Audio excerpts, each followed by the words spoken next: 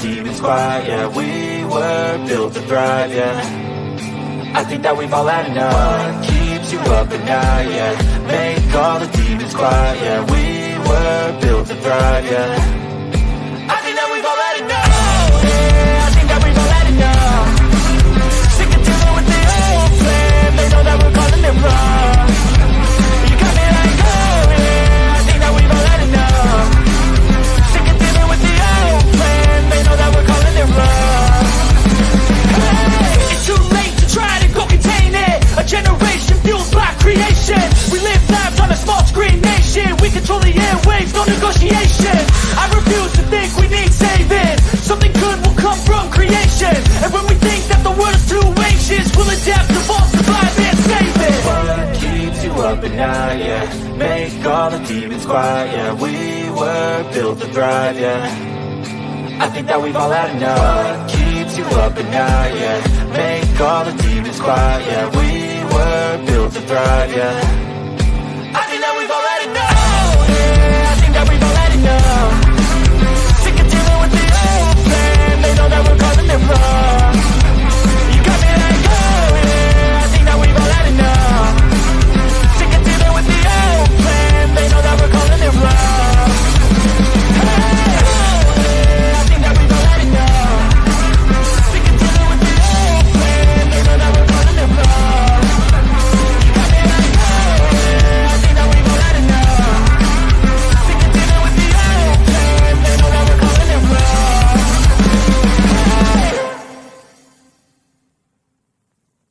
Nobody is coming to save you.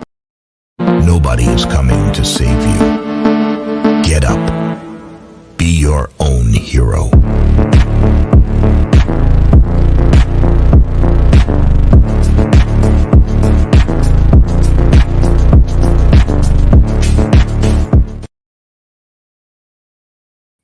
All right. Good evening, ladies and gentlemen. Welcome to Sovereign Soul Unchained Mind. Here with all of you once again this evening. We're going to hopefully continue on our analyzation of the debate between, oh Lord Almighty, if the name Mercedes and Whitsitt versus Mark Drysdale and Delcos. That should be some fun. We were having fun with that last night prior to a guy who I'd been trying to get it set up with in Facebook almost all day. And he finally came on. Many of you might have caught that last night. Ironically, he's been very, very quiet today on Facebook, not nearly as mouthy as he was prior to our little meeting on here. He then had the idea and said, oh, you kept me up too late. I was tired and blah, blah. Okay, whatever. You know, I didn't hold a gun to your head, brother. So anyway, there's Benny Boys with us here. Saddle Bum. What else we got here? We got Chicago Cubby Bear, Unindoctrinated. We got Angela Baby Carson here. Who else? Saddle Bum, Jehovah's Lovely Daughter Barbara is with us. Sean Alke. Let's see, who am I going over things again and again? Katie D, looks like, if you're still here. Stacy Jones. Let's see, I think that pretty much. Four Jacks. Thought I saw you in there. Renee Bernays is with us tonight as well. Twilight Nights. Good to see everybody. Welcome to the show. And like I said, we're going to go over that. Now, recently, you know, there was a challenge, a gauntlet thrown by me for Sean Hawkins to debate. And of course, he made these demands. And I was like, okay, whatever. You want me to bring measurements? You want me to bring maps? Whatever. We can do that. Modern Day Debate said that they prefer for first timers on there to go 2-on-2 format. I'm okay with that too. He then tried to turn it into where I somehow refused his conditions, which I didn't refuse any of his conditions at all. Okay. I did whatever, you know, just bring your case. That's what we do in a debate, right? Could you imagine if they had a political debate though, and somebody said, okay, the only thing that we can talk about is stuff to do with the Democratic side of things. We're not allowed to talk about anything that the Republicans say. I mean, do you realize how stupid that would be? It's not a debate. Okay. He doesn't like the idea that he has the burden of proof for the positive claim, but either way, it doesn't matter. I can still back up what the fuck I need to back up. So he tried to sneak it past, and I'll show the email thing here after a while. I'm not going to bore you with it, but I have the email exchange. Perhaps I'll just screenshot it and post it in a community post tomorrow. In fact, that's what I think I'll do. He tried to leave me out of the email thread, but Modern Day Debate reached back out to me and said that Sean had declined. And he's saying he didn't decline, that I wouldn't meet the conditions. I never said I would not meet whatever conditions or demands he has. Okay. I merely said that the burden of proof lies on the positive claim. Everybody knows that. If I claim that I can turn into a chicken spontaneously at will, it's not up to you to prove that I can't. I have made a positive claim and I must back it up. Okay. So here I am tonight with my attitude, my tinfoil hat, and my Mothman hoodie, which means I'm ready to fucking rock and roll with this bitch tonight. All right. So unfortunately, I lost our place. If we are behind just a little bit on this debate, which I don't think we are, well, then I'll just move it to the appropriate thing, or we'll just deal with it. And maybe we'll come up with some new points on that. Now, we'll keep doing this unless, of course, one of our Globetard friends decides they want to come on and have another conversation about that. Now, one of the best arguments out of that last night was when I asked him, what was his name again? Martin. I said, Martin, how do you know that the weight is due to gravity? And the answer, I mean, it almost, wow, it just blew my mind. His answer was, because it is. And I went, wow. I mean, you can't fucking argue with that, right? All right. So I just thought that was, try to set one up. No, listen, here's the thing. Sean Hawkins is never going to debate anybody. He won't even click the link to come up here because he doesn't have any arguments. The only content that he can actually do is play something somebody else did and then go, stupid science denier. He doesn't offer any intelligent rebuttal to the points that he's saying are denying science or anything else like that. He just says some shit and then plays it on. So no, he's just a loudmouth, and he won't ever debate anybody. Hell, he would have hit the link and come up here one of these times. He could have hit the link and come up and help that guy last night. That guy was really having a rough time, you know? And this is the problem that a lot of these guys have, man. And unfortunately what it is, and I'm not faulting Martin or anything. He's just a product of the system, man. It's this perception deception, right? And if you could see it in every one of his arguments, you mean all this constantly appeal to authority. You mean that thousands and millions of scientists, what thousands and millions of scientists are you fucking talking about? Or they'll invoke some timeline like, oh, they've known it's a globe for over so many thousand fucking years. No, that's not true. Okay. There were some crackpots, man, philosophers that came out and postulated such an idea, but nobody thought that. Okay. That's fucking stupid. It's just as stupid then as it is now. The whole idea of, oh, look, you can see a ship sail over the curve and then laugh at the idea of a ship sailing off the edge of an earth. It's like, wait a second. Do you realize that those are both stupid? You're not helping yourself by just making an equally stupid fucking argument. Stop. And this is what just kind of irks me with it. But when you come down to it and you try to say, well, wait a second. You think that just because somebody shows something in a mathematical formula that makes it a possibility? You can't do that. You can't trade this shit out, mathematics for reality. You can describe reality with mathematics, but you can also describe falsehoods with mathematics. I mean, just suppose this, it's like Mr. Kane, how do you know, we have a problem here, right? According to your bank ledger, you've made 4 deposits of $40, but you show a balance of $1 million. And so I say, oh, well, that must mean that I have some dark money. I have dark money. Don't you know about dark money? There has to be dark money or I wouldn't have this $1 million. That's what we're dealing with. Okay. That's what we're dealing with. So all of you really didn't know that you have dark money. All you have to do is just make it whatever the difference between your balance and your ledger is obviously dark money. Okay, so you can go ahead and use that next time. And I'm sure that if there's a problem, the bank will acknowledge your dark money and pay you some dark interest on it, maybe. I don't know. Anyway, the flying spaceball lies were designed to prevent the spiritual awakening of the masses. Yes, it was. It's a Luciferian inversion of reality. I mean, it's just about everything about it is the opposite of what it is in reality, you know, and that's what I think is so crazy, you know. But anyway, let me go ahead and bring up this debate. Let's see here. There we go. And we'll continue on where we were last night. Oh, and we start right off with that circle of despair. If we have any, what is it, universe sandbox, anything that simulates the universe, the galaxy, whatever, and if it works offline and it can predict where the Oh, you fucking asshole. shit will be, sorry, I'm going to swear, I guess, sorry. If it predicts where the shit will be in the sky and it's offline, it's not getting any data, you can do that 10, 20 years and the model works because it's using the model. Like that's all there is to it, right? If it's not pulling data from somewhere, it's using something to accurately predict it, and that would make sense. So, what? Okay, let me try to paraphrase that for the room so they know what you're saying. He's saying that basically satellites, they send certain signals and we're able to determine. Wrong. That's not at all what I'm talking about. Well, then you need to articulate. I said if you have a piece of software like Universe Sandbox, which is on any person's desktop, you can buy on Steam for $10.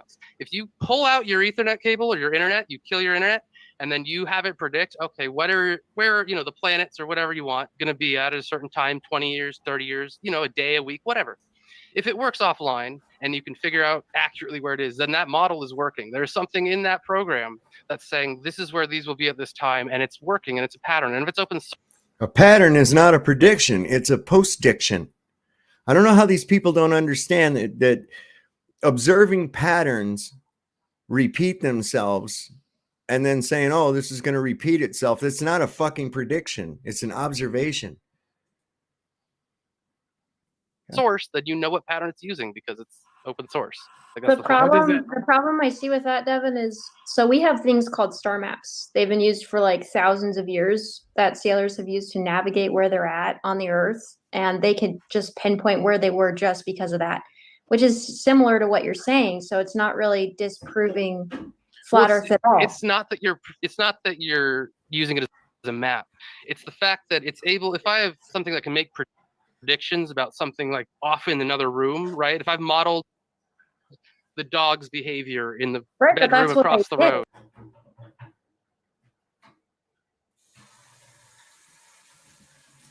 Oh my God, this thing is really starting to piss me off here. What is going on with my fucking internet here? Exactly, that's what I'm saying. Yeah. If I can accurately model it enough, then I know that model of reality that I've created is accurate. Because I can use it to predict things in the future. It's incorrect. It's incorrect. Well, how is it incorrect? How is if I have a model that can show me in the future without any input given? How is that not a working model? We could do that. We could do that before technology, and we could do that before people believed in the globe. When people believed the Earth was flat, but that doesn't matter. Mayans, all of them, they predicted when certain things would be in the sky. Not accurately, and that doesn't matter at all. Because first of all, it absolutely was accurate. It's still accurate to this day. It's called the Antikythera mechanism. You can just say we all know that's not a thing. With bro, no, that you doesn't said work. you weren't going to interrupt. Well, you said you weren't going to lie. We're not going to lie. Hold on. We're a few minutes in. We've all 2 minutes, a million times. I'm getting sick of these motherfuckers. Every time somebody says something contradictory to what they think, they say, why do you lie? You're lying. Automatically, that's the go-to. Lying. Not, I'm fucking wrong, or here's some information that kind of contradicts what I think. No, you're lying. Like a goddamn religious zealot of some kind. Go ahead. Sorry. We're 2 minutes in. On mute. Okay. Yeah. It's the only way globe earthers can debate. We love the energy. Well, I don't like lying. Hold on. When I'm talking, nobody's going to talk. Okay. We love the energy, but if you're going to come hard, they're going to come hard back. Let them have the chance to. Okay. Okay. All right. All right. That's it. The floor is yours. Yeah, these guys can't fucking help but interrupt either. That's what they do. That's their whole thing. I'm gonna fucking interrupt in the middle of right when you're about to make a point. Oh no, we can't let that point get out there because it disrupts my fantasy bullshit that I was trying to spread. I saw that with that fucking guy last night. That's all he did.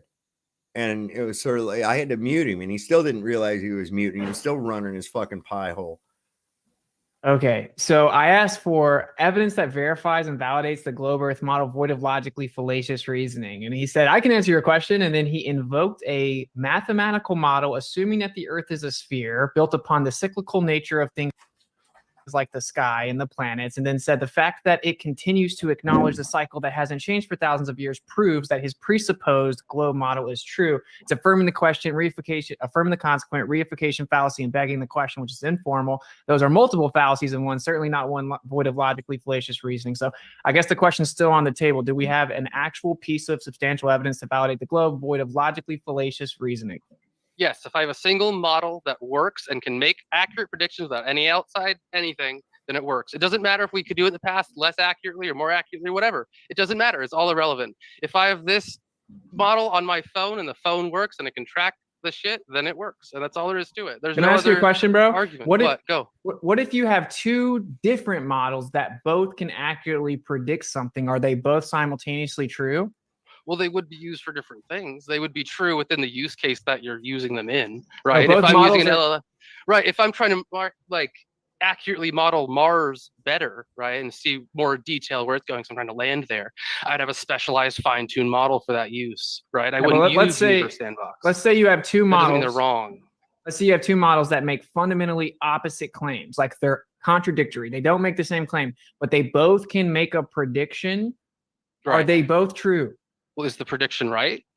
In both scenarios, yes. Well, then you'd have it's a post-diction anyway, so yeah. To show an example where both models could be completely different, because I've never seen that. If you could show that example in reality, then sure, but you can make up a thought question about anything you want.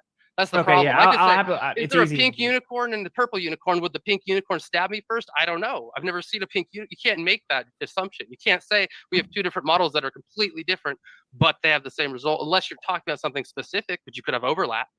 I love it how these guys always talk about models, right? When they don't have a working model. They have a different model for each one of the fucking things that they try to explain. They don't have one model that encapsulates and incorporates the entire fucking thing. But they want you, oh, you don't know what the sun is? Well, then that means that the earth is obviously a globe. And therefore it is a magical burning ball of hydrogen that collected for some fucking unknown reason in a vacuum. I mean, this is the epitome of their logic right there. Right? You could have meshing, or you could have some sort of weird little gap where they kind of mesh, like with your sorry, I need water. When you're merging an LLM, you have things which are models.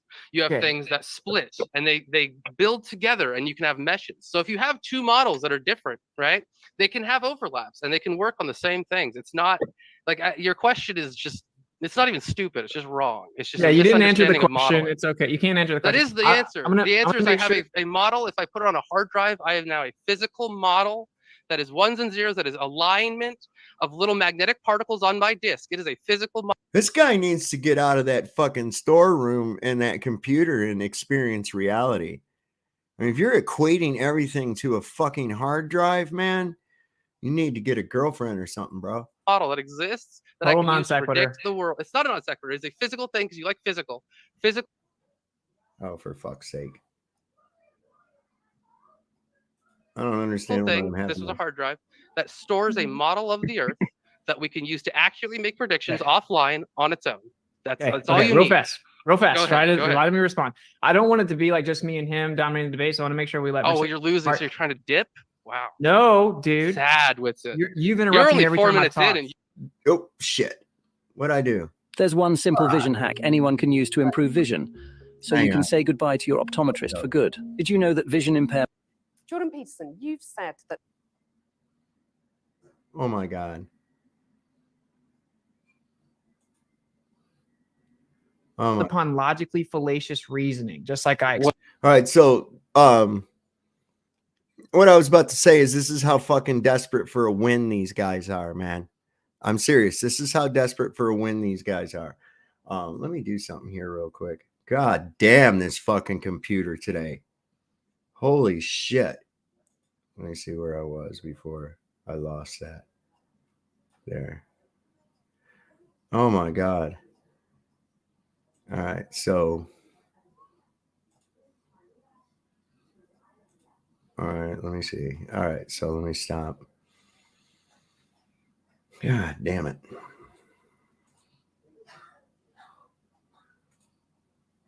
God damn, I can't find it. Fuck. Pisses me off.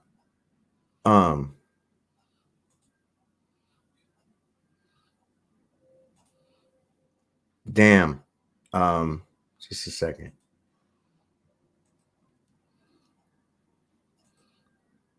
So let me see something here real quick. Yeah, I'm pretty close. Fuck. This thing ain't holding on to any history or anything. They're really pissing me off tonight, man. Really fucking pissing me off.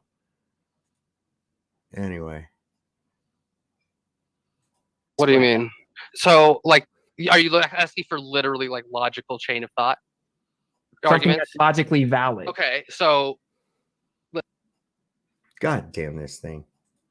let's see. A few years ago, ham radios, SSTV signal from space station, where think space station is, got transmission from space station, filmed with crappy quarter, aka station exists, correct? I made a prediction. Logically, if I got a transmission from a thing, that thing is probably, I would hope that it's there. I don't think ghosts are sending me messages, right? Oh, There's a okay. thing Oh, in the you can sky. see the Are you ISS. going to tell me that spirits are? Well, I don't You care can- about seeing it with it. I care about. Well, we know it's there. You're We can moving away see from my it. point again. I'm not talking about seeing it. I'm talking about how did I get it, and how do people across the world get it at an expected time when they should get it, right? This isn't. Why would I'm they not not? just sitting here. Why would they Why not? would they not? Well, what is it? Is it a ghost? Oh, is it like so a now I need to turtle? know. Wait, Yes, wait. if it's at a known height, at a known distance, at a known speed, at a known You can't location, at a debate, known bro. size, then how is it wrong? Well, you can't argue against the question with it. Because you try can't to let divert me. onto, oh, we can see it. I know we can see it. Don't divert. I'm talking about SSTV. We'll try to follow my point. You're getting a little which red is and stuttering you were with it. You were implying Whereas a straw. I was. You were implying a straw man that we were actually denying that the ISS exists. I'm making. Right there. Do you see how the little fucking child acts? Do you see what the fuck how he acts? Was it? He hasn't let Witsit say shit. He doesn't want Witsit to say shit because he knows he doesn't know what the fuck he's talking about. See? Of course, we're gonna get that. A point that no one denied that it exists. You can literally see it. You can track it. We've done it. I've done it. You can see it with transits. You can video it. We've done it. We know that you can do that, and we know that it's accurately where it's supposed to be. You're claiming exclusivity assumptively because that's how you debate. You assume exclusivity, and then you imply to straw man that we're denying it. Now, I then asked you realize you were actually behind that whole thing. So now that I've explained it to you, do you understand that I'm now asking you to actually support your presupposition of exclusivity? Why wouldn't that work on a flat Earth? Why wouldn't a space station that we model based on a sphere work on a flat Earth? I mean, if I have to explain that to you, I can't help you with it. That's Okay. like a kindergarten concept. No, I can't explain it, but I'm going to act like I know. How is it designed with a globe Earth? What part of that is designed with a globe Earth? Is it the solar panels part, or what part of it is designed for the globe? That's what I'm curious about. What part of that was designed for a globe? Where was globe or curvature or anything else like that taken into account when designing that? This kid's full of shit. He knows he's full of shit, and then he turns around. Oh, well, if I have to explain that to you, are you kidding? You think you have to explain that to Witsit? He's about to fucking explain it to you. This is going to be good. It will be good. It's very funny. I'm having a great time. Yeah, so you can what we do I with the ISS or any satellites, we actually map them out as you're going to interrupt with actual ellipses and actual circular paths. Now, according to your model, now the satellites are actually not going in actual circular paths. They're not turning. They're free falling in a geodesic linear path of the curvature of space-time. Yet when we actually engineer them in our calculations, have to assume for an actual curved path, specifically an ellipse. Where would you get an ellipse? Over a plane Earth. So of course we use an ECF, an Earth-centered Earth fixed system, right? Which half of them have to also use an ECI, Earth-centered inertial system, which has the seasons happen twice a day, which is hilarious. And it accounts for a change in velocity relative to the center of ECI, which your model claims that there is no change in velocity because it's a free falling linear path. So the point is that you actually have to account for, Oh, for fuck's sake. there being like geocentric physics. Reason for Now, when that. it comes to the plane aspect, that is simply a globe Earth transform. You just take the plane and It is a- transform As it. somebody who works with meshes and modeling, pretty much, as if you've done any kind of mesh repair, have you ever done any kind of watertight meshing at all? Nothing. Why are you No? diverting away your Excellent. I'm not. credentials, pal? You cannot take a flat Oh my God. This is thing going to and drive say, me okay, crazy. You know so if what? you Let look me at a try text, something here real quick. Let me just do something here real quick. This is going to piss me off. Do I have to go to a foreign country to get a decent fucking signal? Do I really?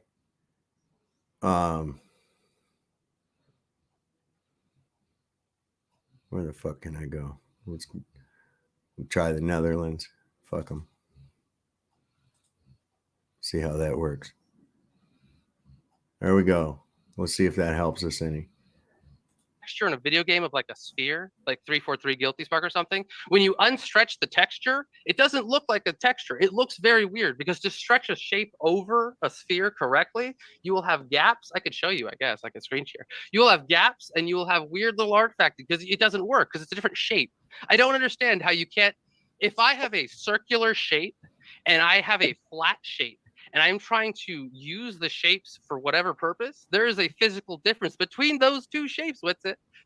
I don't understand how else to explain it to you. Devin, there is a sphere in our model too, in a way, because we believe that there's a firmament, a solid firmament that is in a dome shape, a spherical half sphere, so a hemisphere Right. shape. Dude, satellites Even if debunk their But model. the problem is, even if you were on a half sphere, if the people on, in Japan and person in California are tracking the ISS. Wait, let's help Mark out. Mark's trying to jump in, is but you're Mark breaking going? up. I Mark, think are you Mark's good? trying to jump in, but his connection is, we're losing his connection. Uh-oh. Uh-oh. Mark, are you? Oh, he's. All right, Yes, let's sir. let him. Oh, Mark, ahead, you're sir. breaking Are you up, there? brother. I can't believe the dude was set to do this debate and then goes and tries to do it from his car while he's in a commute home. I think in a way that they've come to a point where they're relying on these fucking interruptions and shit so that they don't really have to have their feet held to the fire. That's just my opinion. Are we Breaking good? up. How about now? You're better. You There we sound go. good now. You're good. Okay, so Shit. we're dome Earth here. Is this biblical talk? Because that's what it's starting to sound like. That these flat earthers are just denying everything. They're denying gravity. They're denying a spherical Earth. They're denying It that wasn't- the. No, So, Mark, let me just go so you know- here. No, just so you know, you're denying wasn't- that the sun is where the sun is. Is that what we're talking about here? It wasn't just biblical. All people throughout all civilizations depicted a solid actual dome above the earth. It didn't originate from Christianity. She didn't say anything about a Bible, but you realize ironically that you did try to kind of poison the well again. But what you also did was start saying they're denying. So you actually came from a place as if it's a religion. Are they denying what the earth is? Are they denying? You're like, do they not believe? Yeah. Are you denying that the sun is 93 million miles away? Yes, I am. Yes. Okay. I am denying that. Okay. But they treat it like, you blasphemer, you shall be stoned to death, or some shit like that. These people burn them at the stake. Motherfuckers. Believe in gravity. They're denying it. That's what a religion is. Yes, we are denying your belief Well, then let's system. talk about gravity for a little bit. Yeah, what are let's do it. holding the gases to the Earth? Why do we see a gradient of gas density right up? Well, why do we have a gradient if there's no gravity? Why, like I said, when you take into account RVD. exactly what we'd expect from a globe Earth, if we work out exactly what we're told that its diameter is, that the centrifugal force has exactly the effect that we would expect it to have against gravity. where you're approximately 1% lighter at the equator. Just explain that. Why are you Just scattergunning? explain Which one of the questions you want me to answer? The gas both. gradient? You've done it. You've or done the a other lot one? of talking. You've done a lot of talking. So I'll give you time to answer both. What holds your gas in place with a Two completely unrelated questions. The second one is not even really a question. It's a straw man. Well, then why do you weigh less at the equator? You don't fucking weigh less at the equator. Shut up. flat Earth with no edges? What's holding the gas in place? Why do we have a gradient of gas where we can see that as we go up, it becomes less and less dense?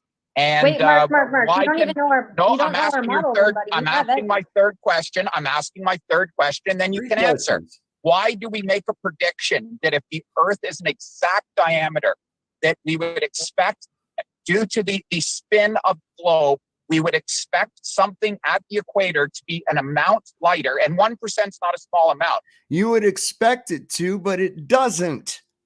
There again, another fucking thing that was done through math without any proof.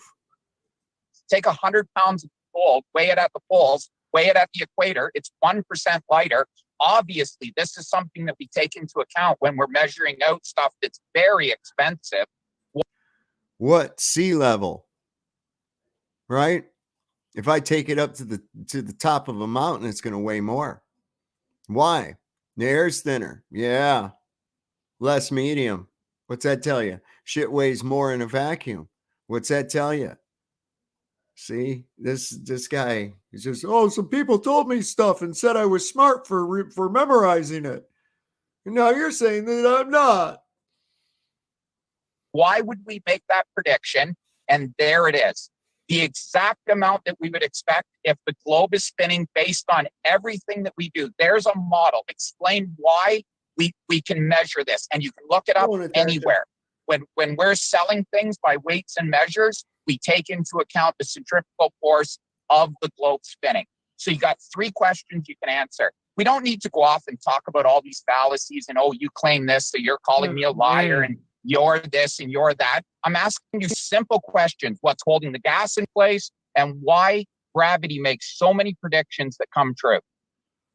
Okay. So took that guy like 4 minutes to ask those three questions, and he asked them over and over and over, and he kept slipping in his own assumptions in each time, reaffirming his beliefs is all he was doing. He's not trying to convince or actually ask a question. He's just repeating a mantra to himself. You keep calling things predictions, but they're not predictions. They're postdictions. We see things and you guys engineered a model to explain it. For example, you said, why does the gradient happen? As if to imply. Oh, come the fuck on.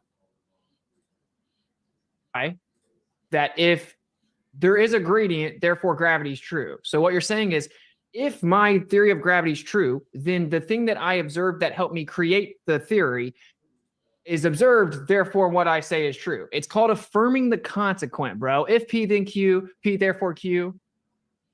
Right? It's literally affirming the consequent. It is fundamentally fallacious. And I wanted to point out to the audience that you guys can't make an argument void of that. Now, yes, I can happily explain that you can't even have gas pressure without containment. I can replicate what we see on the Earth, unlike your model, because I can take a container of gas. I can constantly introduce gas at the surface level, and you will have a gradient of gas. What happens on the Earth? There's a gas cycle, and gas comes from underneath the Earth. And the prominent sources of gas are animal and plant life that are on the surface. It constantly cycles. It expected to have a more dense gas at the bottom, and we have a vertical electric gradient that you guys walked past in my opener that you'll never be able to rebut. So that along with temperature is why we have a gradient. But you cannot replicate a gas pressure gradient without a container, which we have in our position. So delta X is change in gas pressure. You need to explain how you have the X in the first place. So ironically, this has backfired, and we're the only ones that can actually even demonstrate or replicate the physical possibility or viability of having a gas pressure gradient. So you're saying there's no gas pressure gradient. So if you go... No, that's not what he said. You're saying there's no gas pressure gradient. Holy fucking God. Did you just hear his example of introducing the gas in an enclosed environment? Did any of that permeate at all? Holy fucking God. Go to the top of Mount Everest, we can breathe exactly the same as we do at sea level. Is that what you're saying? What a straw man fallacy, bro. You're saying that we can't contain something unless there's a container to have a gas in it. So are you saying that propane... Mark. God damn this thing. Do you know what in a low area? Mark, do you know what a terrarium is? Yeah, absolutely. Do you know how many experiments with terrariums have succeeded? Well, what does this have to do with any of my questions? Please go back and answer the gravity. That's the flat Earth model. Answer why we make a prediction that if we spin something at a certain speed, it's going to have an exact prediction on what it's going to weigh at the equator. Okay. Just explain that one, okay? Mark, really quick. I just wanted, because I didn't get to answer that part of the whole thing you brought up. I just wanted to say that with the terrarium, which we've used in science, you might even have done it in science class. We were able to grow plants and have gases within a container, within a containment field, and see things grow in a terrarium, which is a dome-shaped structure with a flat Earth, right? What does this have to do with anything? Well, what is? Can we put a gas into a container? Absolutely. That's how we sell all our gases. We sell them at high pressure in containers. Well, and in that container, like you just mentioned, propane, there's a gradient. Ta-da! Again, let's not run off on what you call your fallacies. Please explain to me why we make a prediction that the Earth, based on exactly what we know its mass to be, we know its rotational speed, why it lines up exactly that at the equator we weigh a certain amount and we're 1% heavier at the poles. Explain that, please. Okay, sure.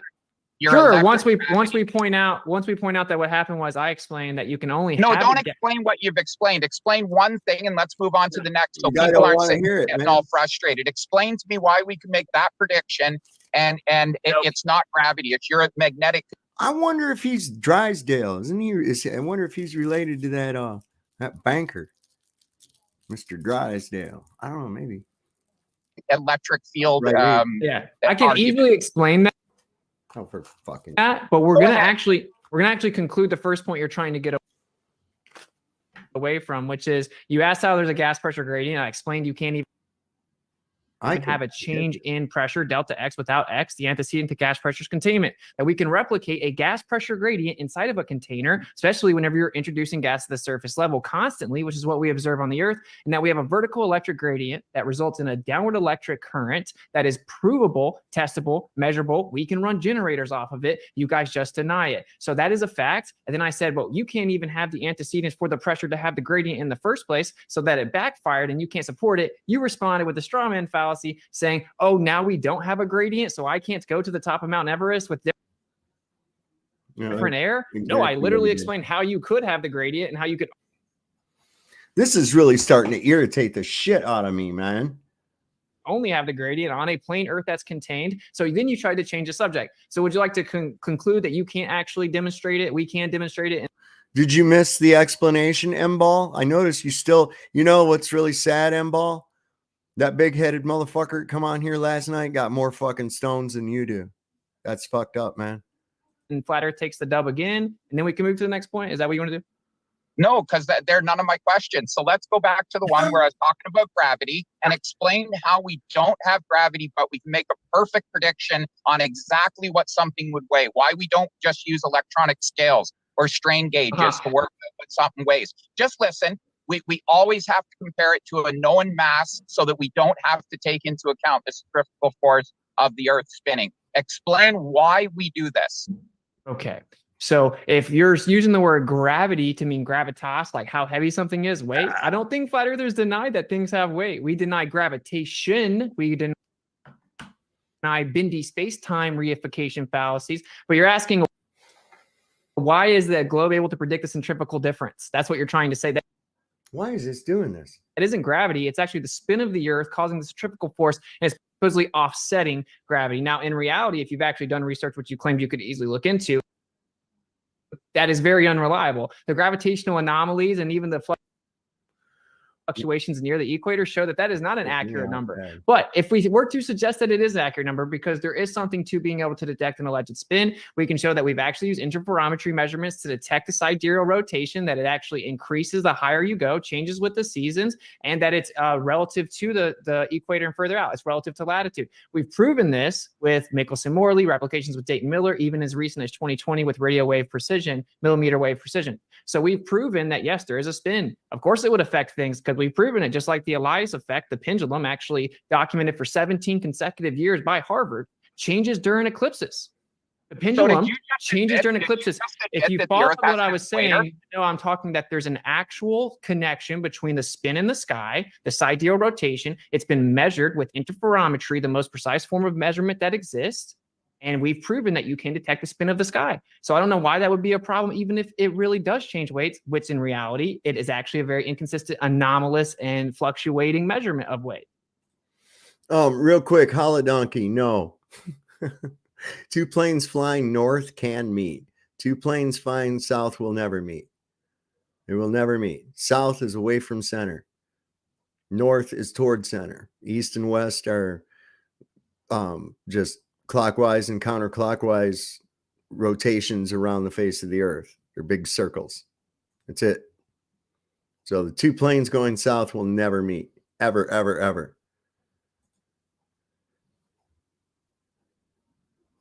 So you are admitting then that there is an equator on the earth. That's what you just said, that we can work this out based on the equator of the earth. So what is the equator? Okay, yeah. The way that we came up with latitude lines is we took elevation angles to Polaris. So that's literally how we created latitude. So and the equator is nothing more than the midway point between the two tropics. Okay. So there we go. You know, I'm not a cartographer, M-Ball, and you're not either. Okay. So you haven't verified that your map is actually correct at all either. Okay. So shut up about your fucking maps. Okay. If you can't get past the basic fucking physics, like our fellow last night, then shut up. Okay. Of course, we're going to assume that we're on a flat earth because all the globe can ever do. And no, M-Ball, nothing going south will ever end up going north. It never has. Is go to reality, assume it's flat, step back out of reality and pretend it's a globe and transform it over. So we take elevation angles, assuming the earth is flat, right? And then we have this horizontal baseline to the ground position underneath Polaris. Let me ask you something, M-Ball. How would you know it was fucking correct? Are you a cartographer? Have you mapped out every coastline? Have you mapped out every fucking landmass? Have you mapped the earth? Did you create the Cartesian coordinate system? No, you did none of that. None of that. So shut up about making maps. We take our angle measurement and then we keep going back, and that's how we got latitude. Concentric circles coming out from the ground position under Polaris. Then we took it, wrapped it around a ball, then we wrapped it into a cylinder, then we flattened it out to the Mercator map. So literally latitude, which is where you get the notion of an equator at some point, is a flat earth measurement. It was created from flat earth elevation angle measurements to Polaris using a ground position 90 degrees under the assumed, or underneath Polaris. The assumed ground position can't go there. So that's just a concept, It's a model that we've come up with using elevation angles to Polaris. That's, again, a positive evidence for flat Earth. Still no evidence for globe Earth. Certainly non-void of fallacious reason. Whoa. You can't say no evidence for globe Earth when I gave you two in the beginning. I have authority in this matter. You specifically said you had 7 flights, was it? Nobody else? I have more flights than you. I'm telling you. Neil deGrasse Tyson said you can't see the curve of the earth. So shut up, little child. Okay? You didn't see a curvature. You're stupid and you looked out of a curved window. Okay? Okay, well, have a child go ahead and do it. Okay? Not use any other map as a reference.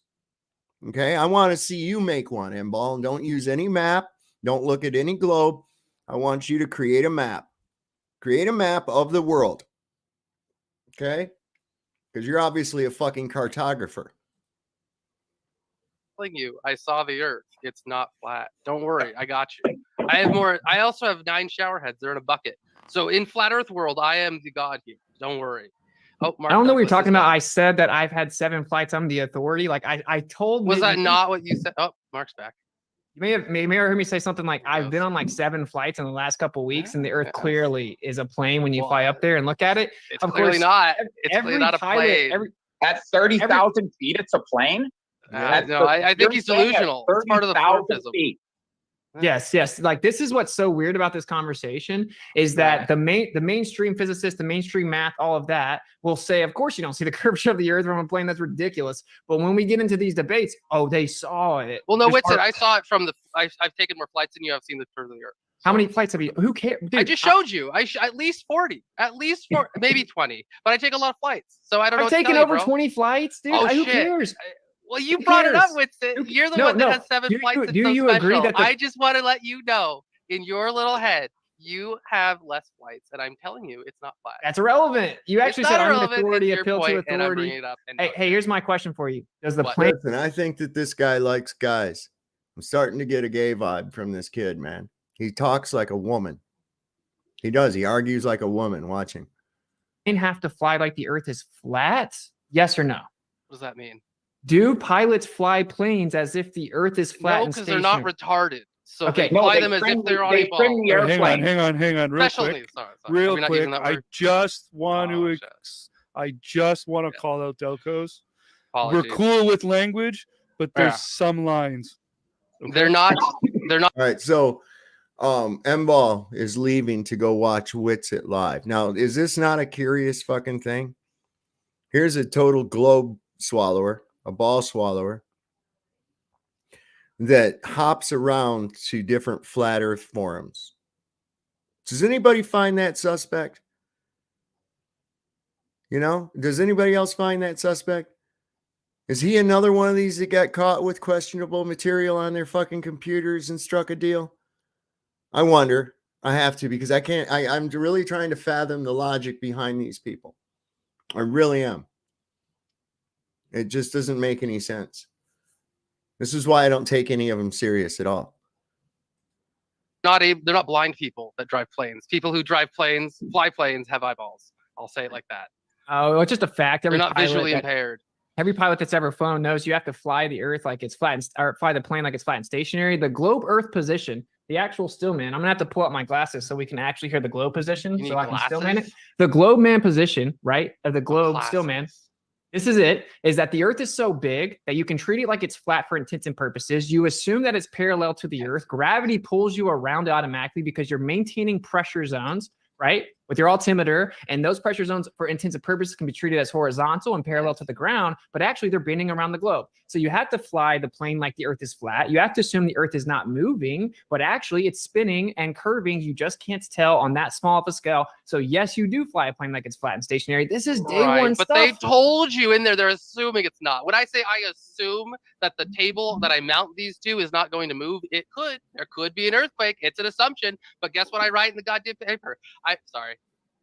I write in the paper. You can show the picture. I don't care. It's fine. It's just clouds. You're not showing the actual thing. Is the problem with it? I just think it's weird that you just denied that they have to assume. Okay, the Earth but is like, flat. we're just looking at clouds, bro. And we I'm already not looked at showing the thing that anything. I got. What do you mean you're not? Are you not screen sharing? Huh. I think you're screen sharing. I think That's what me. you're doing. Oh, is it? So Yeah. am I Oh, understanding okay. you guys right here? You think when you're flying an airplane, you'd be just constantly pushing that yoke forward to try to get around the Earth? Yeah. You would have to. A mile every 2 minutes at 30,000 feet. So I don't know.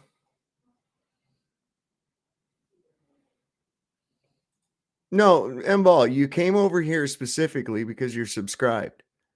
And you must be subscribed to Witsit as well, because you got a notification to go over to that one too. So what's your deal?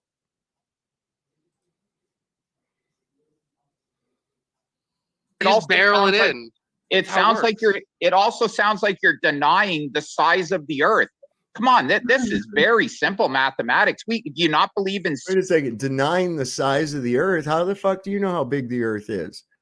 You assume that it's a globe, and you assume that it's got what, 24,900 miles circumference, some other shit like that, almost 25,000 miles circumference. What in the fuck? That's assumptive. Every last bit of that's assumptive. Speed. Do you not believe that, hey, we think that Florida, from where I am in Toronto, is about 1,200 miles away. And if we set out walking at 3 miles an hour, it's going to take X amount of time to get there. What are these people talking about? Like, we already went over this with the model, Mark. Like, are you guys in the same debate as us? I think we have to move on topics. He's not getting it, Mark. We already went over the model. How do you know what they're talking about? I'm not getting it. You're saying that we're almost to the point of, well, if the earth is flat, then how does a dog drink water? I get something like that, man. And I don't even answer them. Yeah, M-Ball. Okay, look. I don't subscribe to channels and shit unless I'm actually interested in the topic. So there must be a reason that you're so interested in this topic. I can understand it being a novelty for someone, and once they've dismissed it, and then, get pretty tiring, like Chili de Castro, right? After a while, it's just like, but you're here all the time, and you're on these other flat earth channels all the fucking time. All the time. You're always there. Well, then you ought to go get yourself checked out. If you're interested in mental illness, you definitely should go get yourself checked out, because that's really abnormal behavior, bro. Sitting there talking about, oh, how big the earth is. Yes, the earth is big. No. What I did was have to correct your teammate who said that we don't fly the earth like it's flat and fly planes like the earth is flat and stationary, because pilots aren't stupid. No, I didn't say that was it. I said no. Assume. Yes, I didn't say they don't fly like. I said do pilots, but here's my question: do pilots have to fly the plane like the earth is flat and stationary? You said no, because and I have to mount these arms like the earth won't move, but it sure could. I have to mount these arms like censor the cable me. won't That move. will make you right. It's not censoring. What's it? You're lying about what I said. No, it's recorded. What I said. It's recorded. No, what's it? It is recorded. Yes, and I said Guys, just so you know too. It's an assumption. Like, what's it? By definition. Like I even asked like half the people on this flight, because I ask a lot now when we travel, and everyone said how flat it looked. You cannot look out that window and tell me that you see any curvature. And it's not even evidence anything. You're assuming it is. Of course, it's not evidence of anything. Can we move on? I'm glad that you admit that. This is evidence of nothing. You appeal to the on shooting your own thing down. You said it, not me. You appeal to anecdotal. Can I ask you a question? Mark, go for it. I want to hear from Mark. Dude, they're triggered, bro. Let's hear from Mark. They're so triggered. Okay, from Mark. So on your glasses, man. Okay. So I heard in another debate Mark, of yours. Second, please. Mark, 1 second, please. Just so there's a lot of voices. And we're halfway through, a little bit more than halfway through our open discussion time. This is electric and a lot of fun to watch. All right. If you guys are liking this, you better hit that like button or do some subscribing or whatever. And we'll be getting into the super chats in about 25 minutes. And I believe there's a little channel called Matters Now that will also be hosting an after show after this as well. Okay. I'm going to go ahead and give the floor back to Mark, since he has spoken less, and I think he was the last one I interrupted. So go ahead, Mark.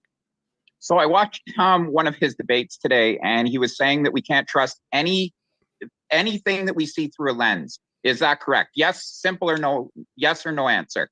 Can we want to take a look at what is the nature of a lens? Does anybody know? What do they do to make a lens? They curve some glass, right? Okay. I'll let you do your thinking on your own.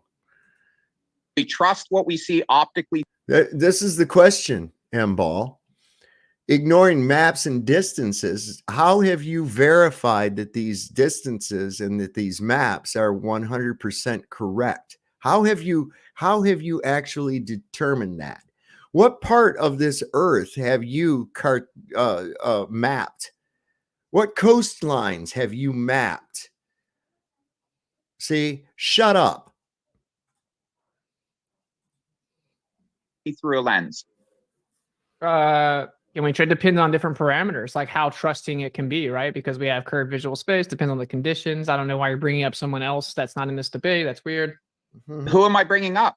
Who'd you say, Tom or something? No, you. I watched one of your debates today, and you said that you can't trust anything that comes out of a lens, that it's going to have a curve to it, that it's going to either be convex or concave. I actually watched one of your debates today, and yes, you did. And he brought up that we could use a pin camera, something without a lens, to take a look at things. So I will go back and I will find it. So do you believe that round lenses can be accurate optically?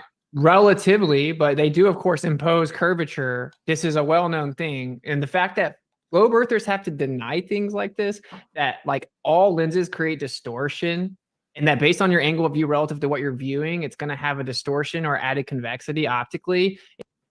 Good example of that. I know that all of you have run across a concave mirror or a convex mirror or a funhouse mirror, right? And you can take and put your face up there and make it look real fucking huge, and it looks all round and shit. And it's because of the convexity of that lens. Okay. So depending on the convexity that's used to the lens is going to give you different fields of view, but at the expense of distortion. You understand? You don't have a point, M-Ball, so just go ahead. I have taken classes in optics. Okay. I used to develop my own film. All right. So I don't even know where you're talking about. You're always appealing to authority. Take a class, read a book, go to school, get your fucking mind destroyed by some fucking wizard. Have trust in some fucking other asshole. Holy shit. Is highly suspect. Also, this guy said he worked with robotics. You should be looking at the most cutting edge robotics, which says that they have to account for curved visual space for the accuracy of the visual space accounted for in the robotics. They actually had to update the learning methods and learning models for the robots to account for non-Euclidean curved visual space for it to accurately be able to look out. To actually prove this is really that visual space is not Euclidean and straight perfect lines like you guys claim. So yes, that combined with the fact that lenses always impose convexity, combined with additional atmospheric conditions, you have to account for these things and understand that it's merely optical, which is why it constantly changes. This should be just unspoken. Except you're using lenses to make a point here that you asked everybody in the airplane to look out and see if they think that what they're seeing, the horizon, is flat or not flat. No, so she was responding. She was responding to him claiming that when he got in the plane, he knew it was a curve, right? He knew it was curved, and she showed a video. God damn it! That she didn't do anything except for respond to his ridiculous claim. And I'm actually still asking: do you guys have any valid evidence that the Earth is a globe, or that the globe model is actually true, void of logically fallacious reasoning? It's a simple question. You should be able to have. I got an image from a space station. That's pretty good. What's up? I got an image from the space station. I think that's pretty good. Oh, from the same station that people around the world could do. I mean, we have a clock. I give you the name of the clock, and it uses the rotation of Earth as a power. Oh, thank you for bringing that up. Thank you for bringing that up. All right, let's talk about this. Let's talk about this. Let's just destroy the globe. Sorry, Mercedes, you got to give me just a second. I got to destroy it. Please do. Preface this game over. We brought it up. So actually, your audience. GPS satellites, and I try to break this down. These won't be rebutted, but if you pay attention, GPS satellites assume for an actual curved path.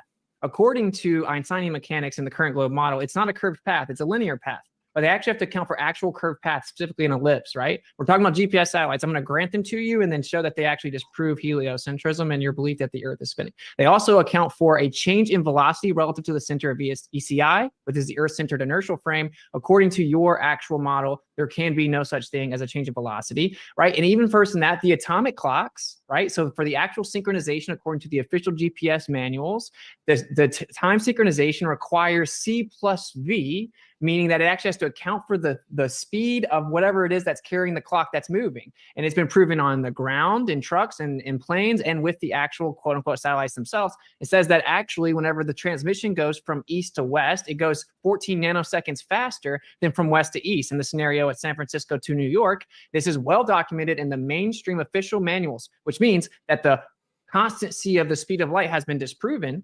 And you actually have to account for a change in the speed of light to have accurate distances with GPS satellites, which absolutely destroys relativity and it destroys your entire model. If GPS satellites do anything, it proves you have to require real inertial forces, actual curved circular paths, a change in velocity relative to the ECI, and a change in the speed of light for clock synchronization. and decay rates, which all disprove relativity, which means it all disproves your entire model because you need relativity. What are you to talking about, bro? I'm talking about. This kid can't hang. He just poked a fucking bee's nest of shit that he was not prepared for. And I think that that's fantastic. What are you talking about? It doesn't fit my fucking fairy tale. About What the are you Jaguar Ligor talking about? clocks. That's I'm talking the about the worst clocks. argument No one's I've gonna ever avoid heard. any No, of this. hold on. God, We're but gonna avoid completely all of it. overshot my question. He didn't even get. I'm not talking about atomic clocks. I'm talking about a clock. It is called a Jaguar. It's something French clock, and it uses the rotation of the Earth literally to power itself. It's a type of. It's a. What would it be? Just a movement, I guess. That would use a movement, watch movement, not movement of the Earth. It uses the movement of the Earth to move the movement in the watch, to power the movement of the watch's movement. Is basically what it is. The I've watch never heard of. and I'll send you a link, but yeah, it actually is a real thing. There's people that take them apart. There's channels that go over them. Long Island Watch is one that goes over them, and he's pretty thorough. But Okay, I've never heard that, bro. But I'll tell you, it's very I don't know what similar you're talking to. about. With the you're just going off in the weeds with that. I don't Yeah, know because I thought you were actually bringing up missing my- something. this kid, man, somebody needs to fucking knock him out, man. Somebody let him get away with too much mouth in his life. Something like Well, something that substantial. uses the rotation of the Earth to power itself is pretty substantial. I would say that's pretty good. That right? defies your model because you're No, not. it supposed to doesn't, because I can bring it around places. I can bring it around the world, different places. And if it works, and I can quantify how it works, Bro. then I can go, hey, we know it's the shape. What's it? If I have a shape, The watch he's talking about charges itself by movement of your arm and the watch being on your arm. Okay. It's the same type of thing. I've got the same thing in a red dot sight on my AR. I don't ever have to turn it off. If I leave the gun set, the red dot goes off. As soon as I pick it up and move it, it comes on. Okay. These kinetic energy watches have nothing. There's nothing fucking new, and it ain't got nothing to do with the Earth. If you're relying on rotation of the Earth to power your watch, you're not going to get any power. Sorry. and I throw gosh. darts from it with it off of that shape, and I have little like tracers coming off the darts. When I look at those tracers, we're gonna see a like it's gonna be a shape. It's a physical shape that exists, so it's gonna be a shape. I don't Hey, if know it's such a home run argument, why don't you let me respond? Okay, But so you that went would off actually into atomic defy. clocks again. That would actually defy. Yeah, because I thought you were talking about satellites, but that would No. actually defy your model, right? I did destroy heliocentrism. and I then tried to don't walk think past that it. destroys the model. Bro, I'm pretty buddy, sure that buddy, powering buddy. the sun is pretty Chill good. out.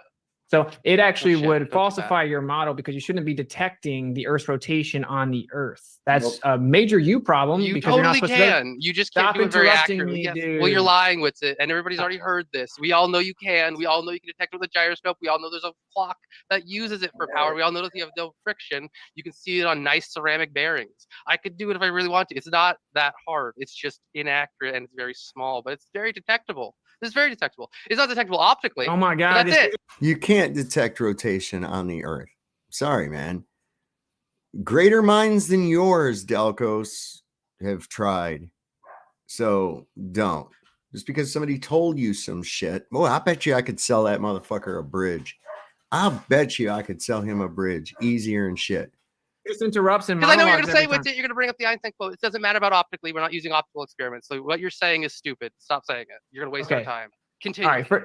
First of all, it's optical or terrestrial experiments. That's the Einstein quote. I wasn't bringing that. I'm going to fucking call you on that one, bro. Let me. Okay, I just showed the quote to the whole entire. I know you showed a quote. I know Bro. you Googled the quote. Delco, I would ask you to please just allow the other debaters a chance to speak a little. Yeah, shut Hey, your- can I ask a question? How do the Oh my flat God. earthers how do they explain LIGO? Mark. Witz Yeah. really wants to answer Witz is talking, Delco's Oh, question okay. first. I thought he'd answered there. I thought he'd already No. answered. No, he's been struggling to get the answer out. So you either weren't listening for the answer and didn't notice that little asshole kid kept fucking interrupting him and dismissing the first word that comes out of his mouth. I think that's more the case. You weren't paying it. You're not interested in the explanation. You're just interested in throwing a question that somehow, hopefully, they can't be answered, and then you can say, "Ha ha! You can't answer that one question. Therefore, the Earth is a globe." These fucking guys, man. I'm so glad they've all been boosted. I really am. The second he gets his answer out, we'll give the floor right to you, or maybe Witsit will ask you a question. Yeah, or we can go to Mercedes. I want her to get into, but all I'm saying is that when you bring up things like the ring laser gyro, et cetera, that's engineered off the Sagnac effect. You'd have to show me the very specific mechanisms that this clock supposedly operates on, and then I will happily discuss it if it uses, for example, an actual interferometer. What does it use to detect this supposed motion? Because the only thing you could really invoke is that it uses an interferometer, which would be engineered based on the Sagnac effect. I know you actually don't know. You're probably looking it up right now as you look to the left. But anyway, I'm looking okay. how the clock works. It's I'm okay looking how the if you clock works with it. I know you don't know either, so don't act like a little brat. Okay, bro. Continue. It's okay. I Dude, know you're it's trying okay. to discredit my character. I get it. You have to do it for your audience, but don't. All right, Okay, Delcos, you're good. Chill. I'm begging you. And Delcos is discrediting his own character. He's discrediting his own character with his behavior. Okay. This constant, oh, you just don't have to do it. Yeah, I'm not going to let you talk. I'm just going to interrupt you and shit. And I ran into it with that guy with Mandible Man last night. The dude was like, he couldn't shut up and let me finish my point, to the point where I had to just fucking mute him. And he just still didn't realize, because he was so busy losing his fucking mind, running his mouth. I bet you put a sandwich in front of me and shut the fuck up. Please, I'll mute. let him finish, and no more brat talk. Don't like the lie. It's not particularly fair to say, well, you don't either. I didn't invoke it as positive evidence of something that's contrary to all experience and Yeah, he brought it up and don't know nothing about it. the history of mankind that the Earth is actually moving. But the point is, it would have to probably use the Sagnac effect with interferometry. Well, that's a major U problem. There's not even a relativistic agreed upon solution for the Sagnac effect. And then whenever you account for the fact we now have linear interferometry that detects linear motion, you have a major problem. And actually, the Sagnac effect, which validates this ideal rotation, starting with Michelson-Gell-Pearson in like 1935, has been verified multiple times at different altitudes. When we detect the actual ideal rotation at different altitudes, it goes fast. God damn this fucking goddamn computer. Faster and faster the higher you go. It changes with season and it changes with direction. That's sort of preferred direction for the propagation rate of light. So if it's using interferometry, it's a major problem. And what else could you be using unless a presupposed spherical coordinate system based Shut the fuck up, Lisa. You're just a contrary little bitch. upon like a quartz crystal that assumes for time variables, or maybe an atomic clock, which you said that it doesn't. So anyway, that you would need to actually substantiate the mechanism that supposedly does it. If Mercedes wants to jump in, or Mark's next, I think you said, and then maybe Mercedes can get him.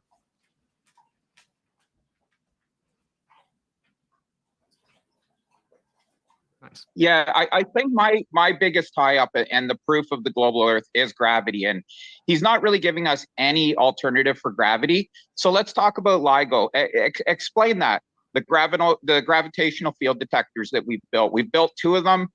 We made predictions. We spent billions of dollars on them, and those predictions came true. So explain how LIGO works based on your electrostatic gravity theory.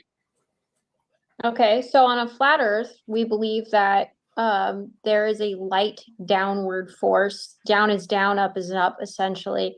If anything's affecting that, it's density, mass, and the natural static that lives within our natural atmosphere. So there was no reason for gravity to exist unless you put it in a globe model. Because in a globe model, you would therefore need the water to stick. If it's going to be upside down, you would need people to stick to a globe and things to stick to the globe. Yeah. There's people on the other side of the world, correct? Upside down? Up and down is a construct of Earth. It has nothing to do with the universe. It has nothing to do with the solar system. What's up? What's down? Up and down has nothing to do with the universe? What a bad faith response. Up? How's it a bad faith response? You know what she's saying, that there's a up and there's a down. You said there's an objective So up I've and asked down on a about flat LIGO. Earth. Explain The LIGO. question wasn't for you. Explain It was for LIGO. Mercedes. Thank you. Explain LIGO. Explain it. Explain that we predicted that we would see gravitational waves. Listen, I'm just sick of Lisa's fucking bullshit, okay?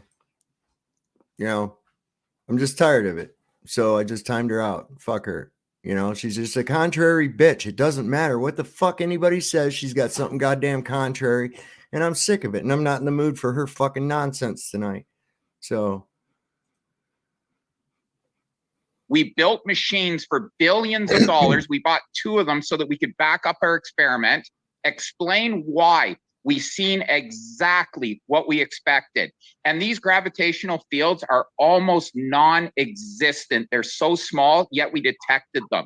It's considered one of the most unbelievable things that we've done, except for predicting the radiation background that we expected from the Big Bang. This was another prediction that we made. No, let me finish. This was a prediction that we made that if gravity acts in a certain way, that we should be able to detect these gravitational waves of 2 black holes merging or 2 stars merging, that we would see the effects of the gravitational wave. And that's exactly what we detected. So without gravity, because your whole thing here really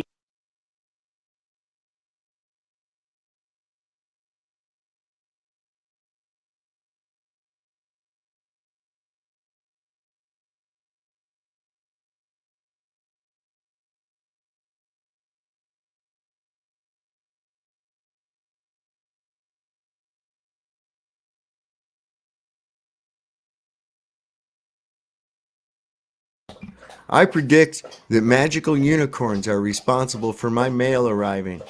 Okay? And I predict that if magical unicorns are responsible for my mail initially, that the mail will arrive at my house between 11 a.m. and 2 p.m. Okay? Lo and behold, here comes the fucking mail. I was right. That means that magical unicorns do that. So, see, I used fucking science right there. seems to rely on gravity not being real. So these billion-dollar machines that make predictions that have come true explain how we made a machine that was to predict gravity, that was to detect gravity, but all of a sudden it's now just detecting these magnetic, magnetic electrical gravity replacement theory. How did that work? Well, first we used some of our dark money. Now, what we had was a balance of $8 million, and initially we had 3 deposits of $20. So I know that $60 doesn't equal the 2 million. So that must mean that we have dark money. That's what it is. That's what I'll tell the bank. Well, for one, that's a fallacy because we never had to assume that a gravity existed, so we don't have to assume that Are gravity. you familiar with LIGO? Are you familiar with LIGO? It's you that has to prove that gravity, or that this whole model was based off of the fact that gravity has to exist in order for the globe to work. Without gravity, are you familiar with LIGO and what they're doing there? Without gravity, Mark, without gravity, you guys have nothing. Why would you have That's to not my censor question. even the- Whether there was a light, Mark, this is the point. Whether there was a light force of gravity that existed on a flat Earth or not, our model would still work. Yours wouldn't. It's yours. What are you it's talking your model that I'm asking you a question. I'm trying to interact with you and you're not answering me. Are you familiar with LIGO and what they're doing in this experiment? Yes. No, not you. What's it? Oh yeah, make sure that the guy that's has going to the answer. destroy the pseudoscience and knows every single part about it, that knows way more about LIGO than you. Don't answer that. He don't want to fucking he wants to go, oh, you don't know anything about LIGO, without having to show that he don't know anything about fucking LIGO. You just poked another hornet's nest there, Drysdale. You poked another hornet's nest and you were unprepared. That one. We tried to get a gotcha on Mercedes when she made a good point and you skated past it. She said you're the one that needs it. Begs the question. Make a very nuanced. What's her good point? Well, you wouldn't know because you kept interrupting. What's her good point? See, they're like children.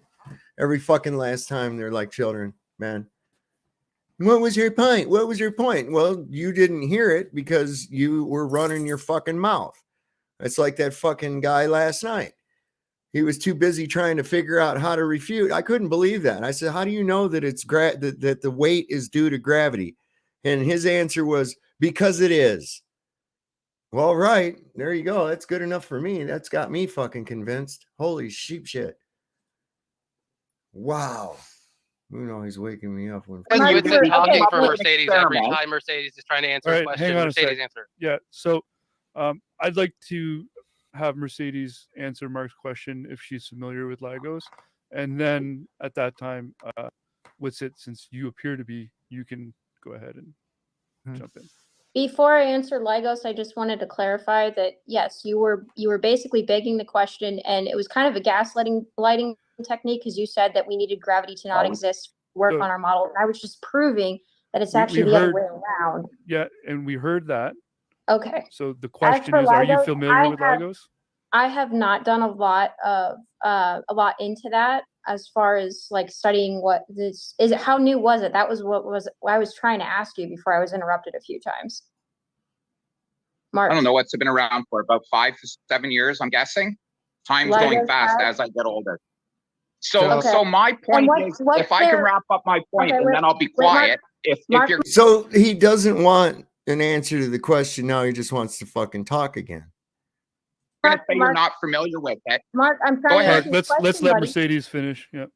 I want to know what kind of technology they use to identify gravity and how they identify what gravity is in this experiment. Good question. Who said that was a good question? I did. I want to know what's the answer, Mark. You're invoking it. Why we came up with an experiment that would interact with gravity as we know gravity. So at the beginning of this conversation, you said That's not what she said. That's not what I asked. That's not what she asked. That's gaslighting. Trying to keep up. Listen to me. So you're saying that you got to talk over me. So you're saying that everything. That was Delco's. There you go again. No, I was this is teasing. hold on, Mark. Hold on. Yeah, Delco. I thought I was muted. Sorry. It's all right. Let's give Mark a chance to reply now. Mark, it's all yours. So you're saying that everything that we do is fallacious. Everything that we do is based on assumptions. When we sat down, everything we do, everything that we say. Wait a second. Who is we?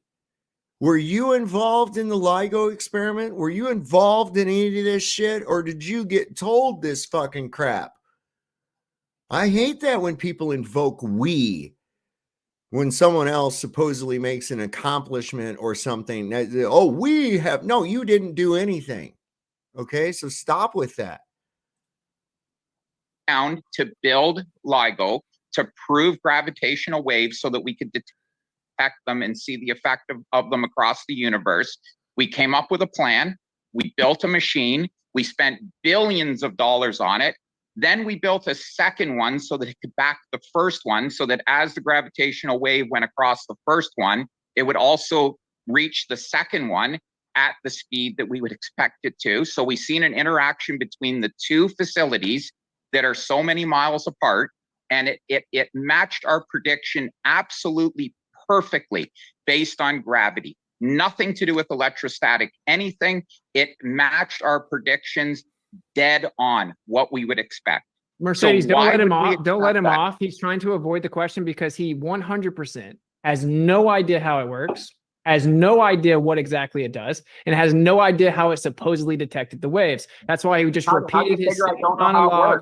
He repeated the same monologue without specificity. Mercedes asked you, how does it work specifically? What is the machine you're claiming detected gravity, and how does it work? And how was it that they actually detected what type of gravity that they were actually claiming it was attributed to a gravitational wave?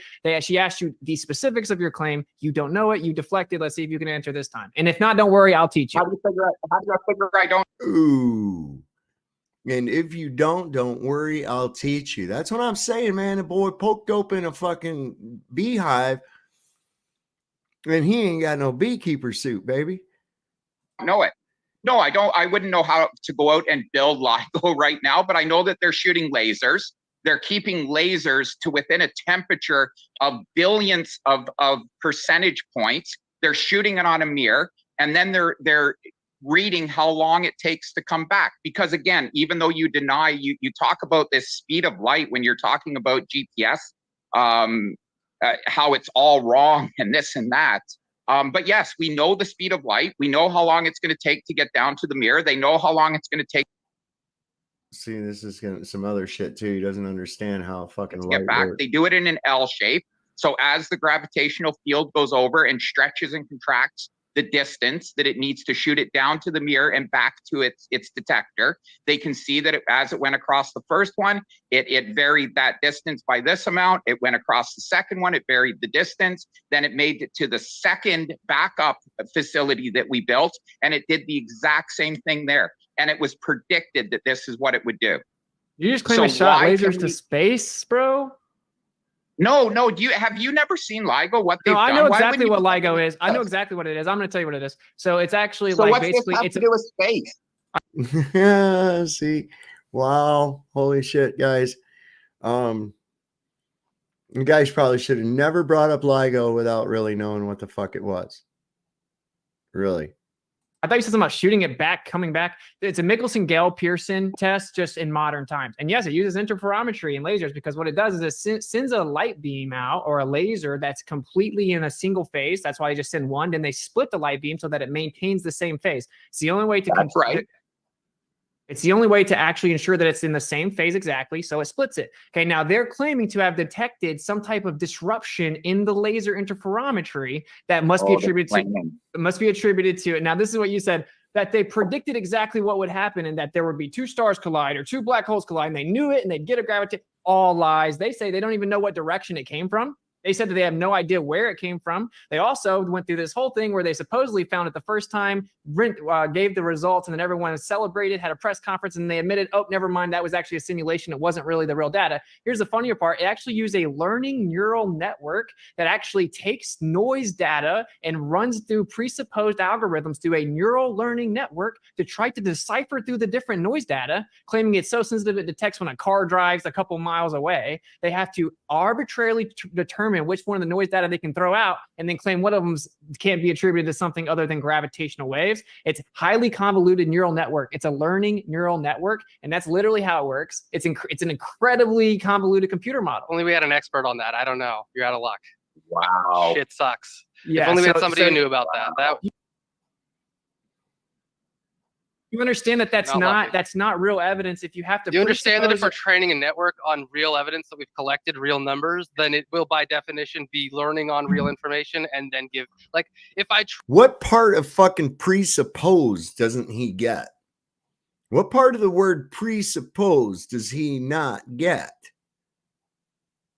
This guy, man, this kid, somebody needs to smack his ass, man, for real. He's a little punk. train an LLM, again, we're going to use that Too late well-known for that, thing though. now, on Shakespeare, it's going to know Shakespeare. Like, it's not, this isn't an argument saying, oh, well, yes, it's trained, just like a human brain is trained. Correct. Well, no, you don't understand it. Neither one of you I guys don't understand. Okay, continue. I'm going to explain why you don't understand it. Just try to be calm. I understand that you guys get the talking point that LIGO detected gravitational waves, and how did it do that? And it sounds so good.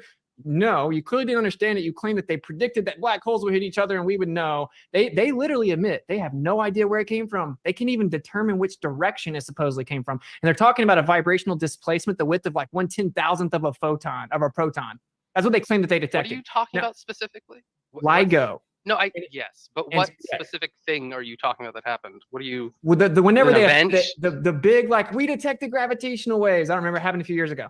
And at first they did it and said, oh, never mind, that was wrong. It was simulated data. And all the employees even got tricked. So much so that the second time it happened, one of the main employees refused to accept the data for like 2 months. Actually, you can read a paper by Stephen Crothers, completely buries it and explains how it is nothing more than a convoluted neural learning network. And it has so much different noise data. This is the important part. There's so much noise data in what it's reading. The computer has to get rid of so much of it to try to decipher which one of it could allegedly be a gravitational disturbance. There's an immense amount of noise data. So it has to use presuppositions in an algorithm to try to randomly decipher that this noise data is from here and there and there, and this must be from space. And they admit they have no idea which direction it came from, and that it is the width of 1/10,000th of a proton. Okay, I think it's cute when you pretend to be an expert. I like it. It's fun. What a fucking child, man. This guy, man, if I was his partner, I'd just have to tell him to shut the fuck up. He'd embarrass the fuck out of me. Regardless of what side of the argument he's on, I would have to just tell him, shut the fuck up. You're not helping our side at all. So I would like to take this opportunity right now to thank Delcos for creating more flat earthers, because that's all he accomplished in this. Okay. I'm not an expert. I just it's know you guys actually are. really So what's funny it? What? I have no knowledge about because the this stupidest particular. thing, Go ahead. the stupidest God damn it. thing that he said was that Yeah. it could be a car driving by. Well, sound Are you waves do serious? not go through the Sorry, earth funny. from one detector 3 or 4 or 5,000 miles away and make it to the other detector at the speed of light. Well, no, So no, you even bringing up Sorry. noise, the noise Right. from a car driving by is just the stupidest thing you could ever say. This Straw is man something fallacy. that is traveling. This is something Straw that is man. moving at the speed of light, gravitational waves, and it's going from one detector that is in one location and it's making it to the other detector that is a distance apart so that it can't be a car driving by. How do you know that it's gravity? Holy fucking God, there's so much assumption in that shit too. Oh, we picked up some little thing that we can't identify, so it must be a gravitational wave. Does this guy not realize how fucking dumb that is? And yes, what they're doing is they're using computer, obviously, to wash out background noise. You think this is new, that we use things to get rid of background noise? Data that's not part of what we're trying to measure? Okay, so that was a straw man. What does a car driving by LIGO in its first location have to do with the second detector thousands of miles away also picking up that gravitational wave? Explain what the car has to do with it that you told us about. Oh, it could be because the car driving by and all the other noises that are picked up by the sensitive equipment has to be filtered out and identified by the algorithm in order to isolate what you assume to be a gravitational wave. You monkey-headed retard. Holy God. These people hurt my fucking head, man. car driving by. No, I never said it could be a car driving by. That's a straw man fallacy. I get that you didn't follow. Oh, here we go.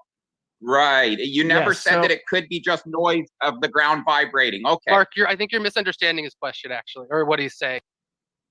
You are misunderstanding. I'm saying it's so sensitive it can detect stuff like that. Well, let me see. You're saying that that they're using, that the guy admitted, oh, well, it's just machines because they're using a learning algorithm, right? So knowing nothing about what they're doing, I would assume that they're using it to filter out noise. That would be the point, is to filter out noise so that some jackass doesn't have to sit there and go, bro, it's not, no, he just, I'm responding. And if I train something like an image classifier to identify a picture of a dog, right? It doesn't mean that if it detects a dog, I can't use that in my research paper. If I trained a thing to detect a thing, well, it's very simple with it. I was going to respond to his straw man and you interrupted to pretend you were going to do it for me. And then he didn't. See, the kid, I'll tell you what, this kid, he's young, so I'll give him a little bit of the benefit of the doubt because of that, right? But who else have we seen on here that acts just like him? Yep, Nick Volt. Nick Volt, same childish demeanor. I think these space nuts, man, their brains stop fucking developing after about 14. I really do. Get the question, and I am informing you that you are incorrect with it, because this is literally my field. I'm telling you that you would use it to filter out. That is the point. Of course it will. Okay, can I respond now? So I didn't claim that it could be detecting a car. That's a straw man fallacy. That's not what I said at all. We already know. No, Mark. We already know that Mark misunderstood the question. Delco, even you said Witsit, go ahead and respond. Oh, well, he's addressing the wrong question, though. I already went over Mark misunderstood. He knows he misunderstood. Witsit is trying to address Mark instead of me because I made the actual point. That's what's happening. I'm going to address both of them. They're both very easy to address. So, but it was a straw man.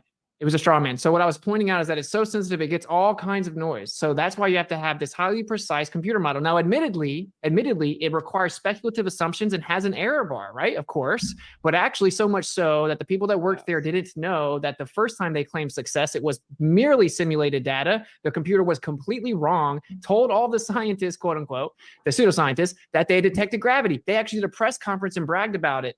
And then that's why the second time they didn't even, there's one person that's involved, didn't even accept the data for 2 months. There's a paper called A Critical Analysis of LIGO's Recent Detection of Gravitational Waves Caused by Merging Black Holes, Stephen Crothers, and that's March 4, 2016. You can go read it, and this is one of the things it says. The LIGO Scientific Collaboration and Virgo Collaboration have announced that the 14th of September 2015, they detected a transient Einstein gravitational wave designated by GW blah, blah, blah, produced by two merging black holes from a single black hole. And that's where he got that, because at one point they tried to claim that's what they thought it was. They now admit they don't even know what direction it came from. The two black holes that merged are reported to have been of 29 solar mass and 36 solar masses respectively. The reported detection was obtained not during an observation run of LIGO, but during an engineering test run prior to the first scheduled observation run on September 18, 2015. Another part of the paper, the insurmountable problem for the credibility of LIGO's claims is the questionable character of the theoretical assumptions upon which they are based. In this paper, various arguments are presented according to which the basic theoretical assumptions and the consequential claims of detecting gravitational waves are proven false. The apparent detection by the LIGO-Virgo collaborations is not related to a gravitational wave or to the collision and merger of black holes. So the computer model isn't just being assumptive and then making all kinds of algorithmic predictions and assumptions. It's built upon a base foundation of unverified presuppositions into the computer model to then try to sift through noise data presumptively. That is a fact. It isn't magically detecting gravitational waves. Okay, so you're diverting from the point I made. I didn't say that with it. I didn't say that. Did y'all catch all that? Now stay tuned here after we get done here in a little bit. I've been working on a song I'm going to play. You guys will probably like it. It's a parody on another song, so you guys will probably like it.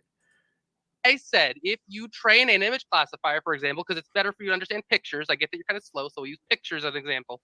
If I train a neural network to identify a dog, and I train it on random pictures of dogs, drawings of dogs, after whatever, and it can identify dogs correctly, it's not usable. I don't understand why that's the thing. And second off, I don't give a shit with some random ass website. What is that? Oh, doggy, that's interesting. Third off, that is interesting. Paper. But third off, who cares? Because that's the test example. They're talking about they mistook a test for the real thing. Oh shit. Oh no. You said this. You listen to the words that you say with it. You said the second time. How do they figure out? Did you listen to the words he said? There were the presumption, the assumption, the way that the whole fucking thing was modeled in the first place. Come on, man. Y'all are fucking crazy. Out the second time it was right with it, because the first time they figured out, oops, we ran a test and we ran the test thing. Oops, there wasn't a fire. We ran the fire drill. That doesn't mean there wasn't a fire the next time with it. Goddamn fucking thing. You're just pulling little points to try and make a point. It doesn't actually connect anywhere. No, what he says is even on their own website. That's what I'm saying. But they're talking about a test that they did. They mistook a test run. Hey, will you not interrupt the lady? Thank you, man. Will you not lie with it? Will you not lie and I won't have to correct? I haven't lied once. It's very simple. It's very simple. Since that this was my point, then can we wrap it up? Sorry, Mark. Holy shit. What is it always with their fucking go-to? Oh, you're lying. Anything that disagrees with their bullshit. You're lying. You're lying. You're lying. I think that comes from a place of fucking projection. Tell you the truth. I really do. Because they always, every one of these motherfuckers, you're lying. No. Why would I need to lie? If you got to lie to make your point, you don't have a fucking point. Crazy sons of bitches, man. Yeah, we destroyed it. They have detected gravitational waves 90 times. 83 of them have been merger of black holes. So why are you going back and talking about that we admitted, if this paper is even true, that we admitted that the first time it detected gravitational waves, we made a mistake. It was a simulation. Everybody got excited. It wasn't what really was going on. Why are you sticking on only that paper and not talking about the fact that it's detected them now 90 times and 83 of them are black hole mergers? Where are the papers that you're going to show us on that? I can answer that. So like if you look at my screen right now, I've got LIGO up. This is them themselves. And I have it highlighted right here. And it literally says that LIGO is more susceptible to lower frequency environment noise, which can drown out low frequency gravitational waves. Okay. And then up above from that, in the paper, correct. Yes, it's known and accounted for.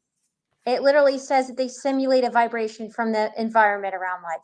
In a test, yes. This paper that you're reading is talking about a test they were doing, not about the real thing. Crazy, and that is a mistake. And that is why it's not that hard to understand. Every time you guys represent my argument. God damn this You have What's it? to We are- twist it and Okay, wait, strawman what I do- said. All right. No. All right. I do so want to say my point. we're at time. In fact, we're a little over time at this point. And I appreciate that some people still had some more Oh, points it's so to go. frustrating. But yeah, it's Yeah, I can understand it's frustrating. But let's just, I mean, you guys aren't going to settle. You're not going to, there's no point where the four of you are going to go, you know what? Yeah. Okay. We Well, figured it yeah, out. but I mean, even when So- she's trying to make a point, like they won't let her. So then I feel like I have to try to get in there to try to say her silly, point. trying to recap the debate inaccurately. That's very funny. This guy has done nothing but fucking interrupt the entire time. Every fucking time. They cannot stop it. Hey, So- what's it? Whatever. Which Sue, you know mad. as I well- detect some major hold on a bad second. voice. Children. We Very know as spicy. well as anybody Irritating. else that we're about to enter into the super chats. And when we get into the super chats, either this topic or one similar will come up. There will be plenty of opportunities. And the super chat list right now is deep. So, real quick, I'll get into some housekeeping here and remind everyone. We've got a like and a subscribe button over here. They're very lonely. They need a little love. So don't be shy. Go ahead and give them a hit. We've got over 1,200 people watching us live right now. So that's not a small number for a modern day debate. That's for sure. So we're real happy you guys are all here. After the super chats, there will be an after show over on Matters Now. Everyone, the debaters, the viewers are all invited over there. Yeah, we got Visible, mobile provider over in Texas. If anyone's in that area, give the link in our description a click and check them out.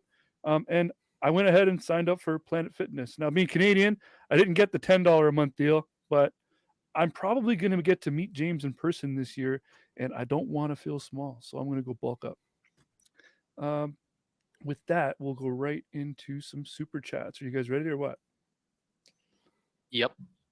We Okay, I was are going very to say, someone's not going to speak now suddenly. It's like Let's go ahead and lay It's out the the nerves, rules. Let's go yeah. ahead and lay out the rules. So the All right, rules. so- Yeah, go ahead. Oh, So, wait, yeah, so you're so really jumping Jim- in, aren't you? You're very scared. Well, God damn. This kid's whole tactic is just trying to piss people off. He doesn't really have any information. He just tries to piss the other people off. That's his whole fucking gig. That's sad. And I got to say, man, they're scraping the bottom of the fucking barrel, man, for the Globe side. They really are. Sad. Come on.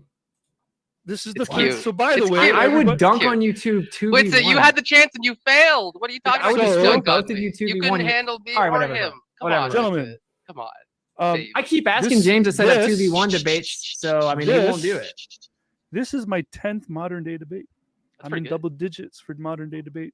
Happy birthday, moderating. Justin. So thank you. And with that, 3 of them have been with Witsit. So cool. Yeah, so I do have a little bit of a rule or a process to super chats. And it's that if the super chat is targeted to a specific debater, I always like them to have the last word, which means if someone asks Witsit a question, by all means, you can respond to something Witsit said or what have you. But the final word, I like the person who the question was addressed to have that final word. Okay. Also, all of our viewers spent the money and took the time to send us these questions. I want to try to get through the list. Right. It's kind of the least we can do for them to all come hang out with us tonight. All right. Let me go to the top of the Justin, list. can you which hear is, rain in the background, or is it good? Do you hear like a Nope, rain noise? Okay. No, you sound It's fine. starting to storm. Yeah, all of our debaters tonight, well, maybe not all of them, but most of our debaters tonight have been dealing with weather. So, and I mean, if anyone is anywhere in Canada or America, we all know about the snow and cold. Anyways, let's start with our first super chat is Kango44. Oh my God.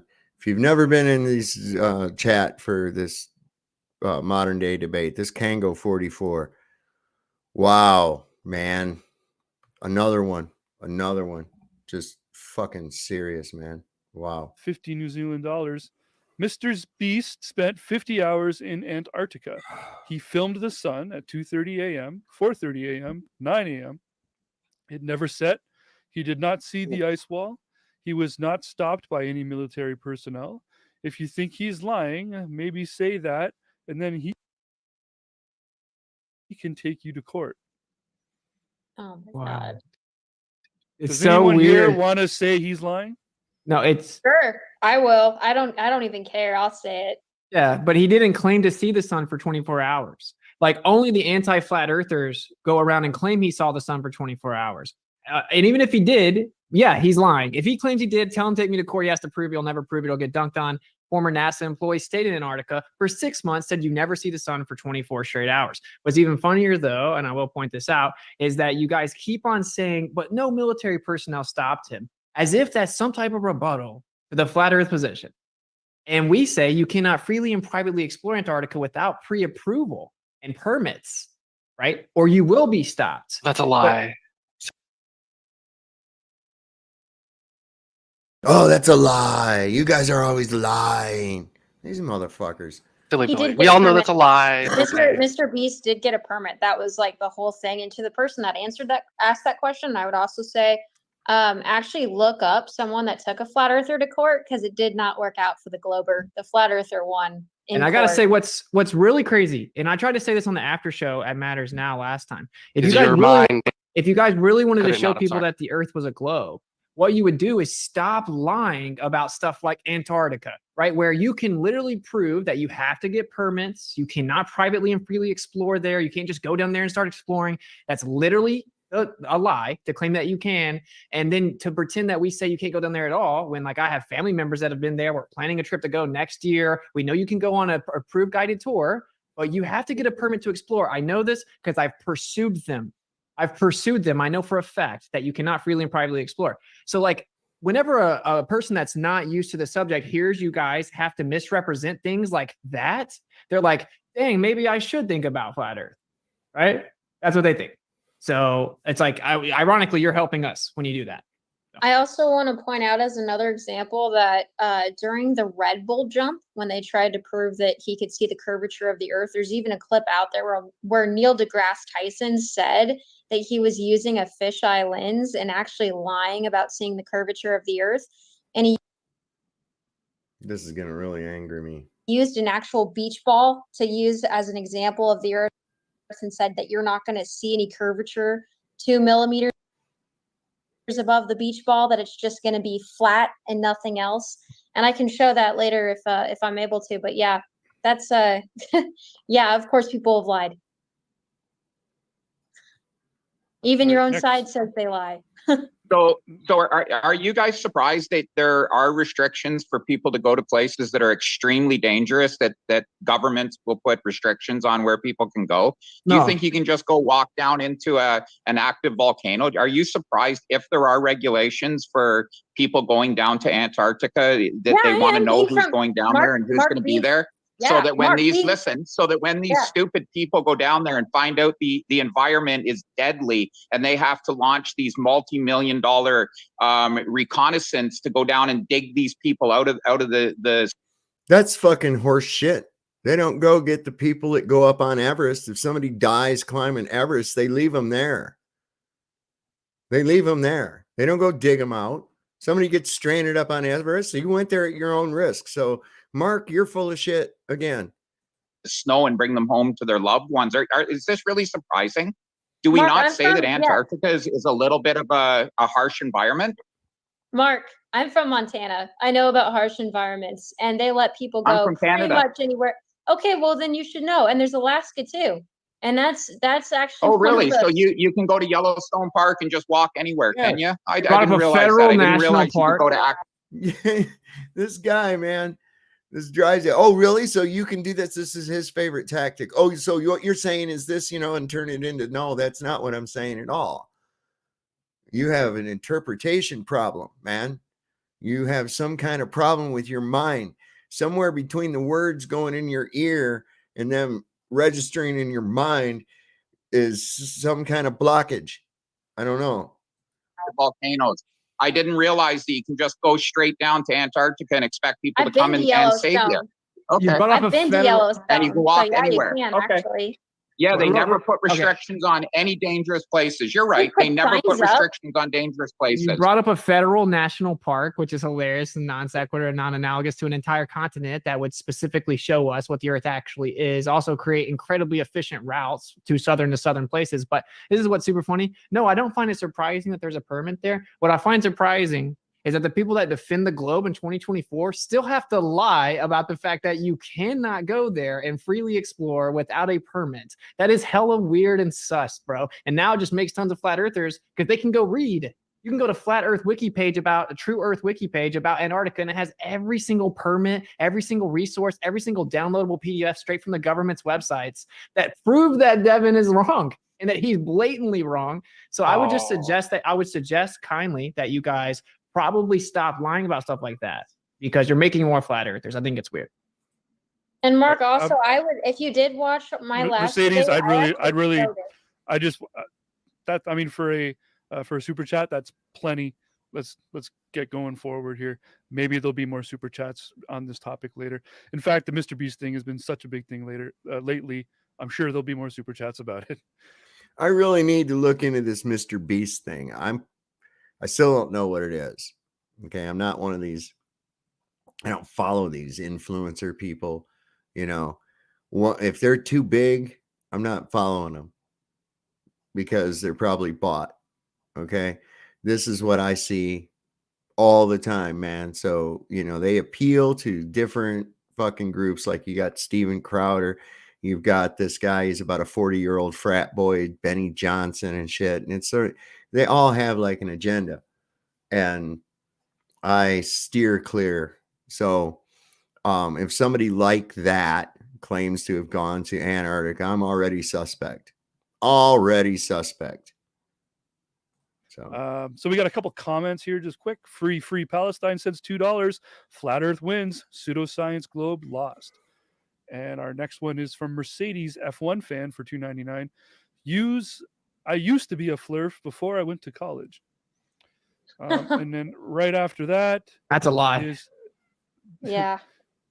Right after that, we got our great channel friend LJ, who loves to send super chats. $4.99.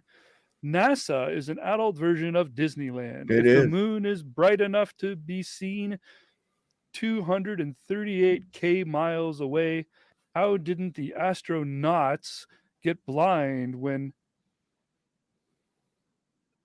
they did one of those landing on it? All right, they did a thing where they spelled with caps and small letters at the same time. It drove my dyslexia batty. How did the astronauts get blind when landing on it? So I assume this is for Globeside. So the sun shines on the Earth. Do we get blinded because we're on the Earth when the sun is shining down on the Earth? What kind of question is that? Would we expect to go on a white beach and because the sun is shining on it, we're going to be blinded too? It's ridiculous. Justin, was it like up and down characters back and forth? Like they were capital, lowercase, capital, lowercase? It was camel typing, yeah. I think that's a sarcastic comment. I don't think they're actually it has to be. If it's up and down like that, I think it's supposed to be like a meme, like, oh, how do they get blind? If you understood the question, then you would understand that it's not analogous to the Earth because we can see the moonshine from the Earth as a specific brightness applying the inverse square law of light. Every time you get closer to it, it continues to get brighter. Law, dude. It's not a theory. Now, what in the fuck did that kid snicker for when the inverse square law of light was invoked? Because he knows it destroys the whole fucking argument. Right? I mean, this whole kid, he doesn't really know anything. His whole thing is just trying to piss people off. So he's just a troll. He's like Sean Hawkins. He's only probably he's not real bright, but he's about 10 times brighter than Sean Hawkins. I can tell you that. Wonder how he's enjoying that satellite internet tonight. Technical term. You just laughed about the inverse square law of light. Yes, like, think about how weird very that cute. is. You just told me I wasn't. It's fine. A technical term. Yes. Yes. He doesn't know what the inverse square law of light is. So rather than say, can you digress? Can you tell us a little bit more about that? Can you what is the inverse square law of light? I don't know what it is. No, he's too prideful. He wants to act like, oh, I know what that is. It doesn't count. Ha ha ha. You're just saying stuff. See, he doesn't understand the implications of what the inverse square law of light is. Oh, yeah, he is. You got that right. He hates that Whitsitt is smarter than him. He's a child, and listen, Whitsitt's smart, and fuck, he knows 10 times more than I do, I'm sure. I mean, this guy's really big into the equations and all that bullshit, and good, because that's what these guys do. They sit around and math debate. I mean, I bet you they had to pay for their algebra books at the end of the year because they had the pages stuck together. That's how bad these motherfuckers are. But anyway, come on, man. What happened here? 138. Everybody remember that. So it's a globe question. So Delcos, Mark, if you have any final words on the question. I would think it's a joke question, but it's got to be a joke. Yeah, it's got to be a joke. I'll help you. If you don't understand, I don't know how to help you. All right, next question. Flat Earth Baller $1.99. Looks like this is their first super chat. So thank you so much. Mercedes, you need to get your own channel. Yeah. Here we go with this. I know. I'm sorry, guys. I procrastinate a lot. Mercedes fan Mercedes F1 fan $2.99. What about aerospace industry, which is private? They don't really say to who that is. Does anyone have an answer to that question? What about aerospace industry, which is private? I think that's a first question. I'm sorry? I think it's a first question. Yeah. Yeah. Basically implying like, what about the ones that aren't the government? Are they in on it too? And the part that will never be rebutted was that they actually have to use a geocentric Earth's equations in physics with a real set of inertial forces, a radially inward centripetal angular momentum. Oh, big word salad. And that's objectively what they have to use, real inertial forces, when their model claimed there is no such thing as real inertial forces of the universe spinning around. They use an ECF, Earth-centered, Earth-fixed coordinate system, or an ECI, Earth-centered inertial system, which actually has the day and night at an insane rate. So they take change of velocity, curved ellipse paths, and change of velocity relative to the center of the ECI. These are, and then they also account for a change in the speed of light, right, based on direction according to the official GPS satellite. So these people would just engineer it like it's that, right? Like, and then it would work, realizing that actually, if it proves anything, it proves geocentricity because it accounts for the universe spinning around with inertial forces with actual curved paths and ellipses, which would be Newtonian mechanics, but can't work in your current paradigm because it had to be falsified by MMX. This will never be rebutted. Satellites disprove the heliocentric model if they do anything. I'm not laughing at you for word salad, Whitsitt. I'm laughing at you the way you say the words. It's very, very fun. I am having a great time. What, at the way he says the words? Did he mispronounce something, or no? He's not. He's just trying to make an excuse for his stupid fucking behavior. Wow, what a child. It's not the structure, it's the tone that you use. It's wonderful.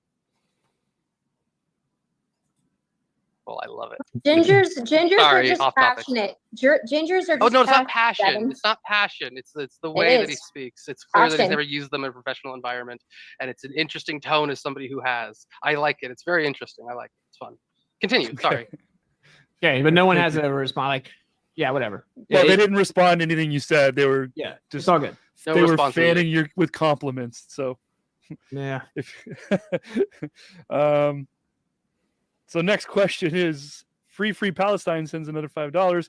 How do you verify the distance between us and Polaris 432 light years ago and not 2 light years ago?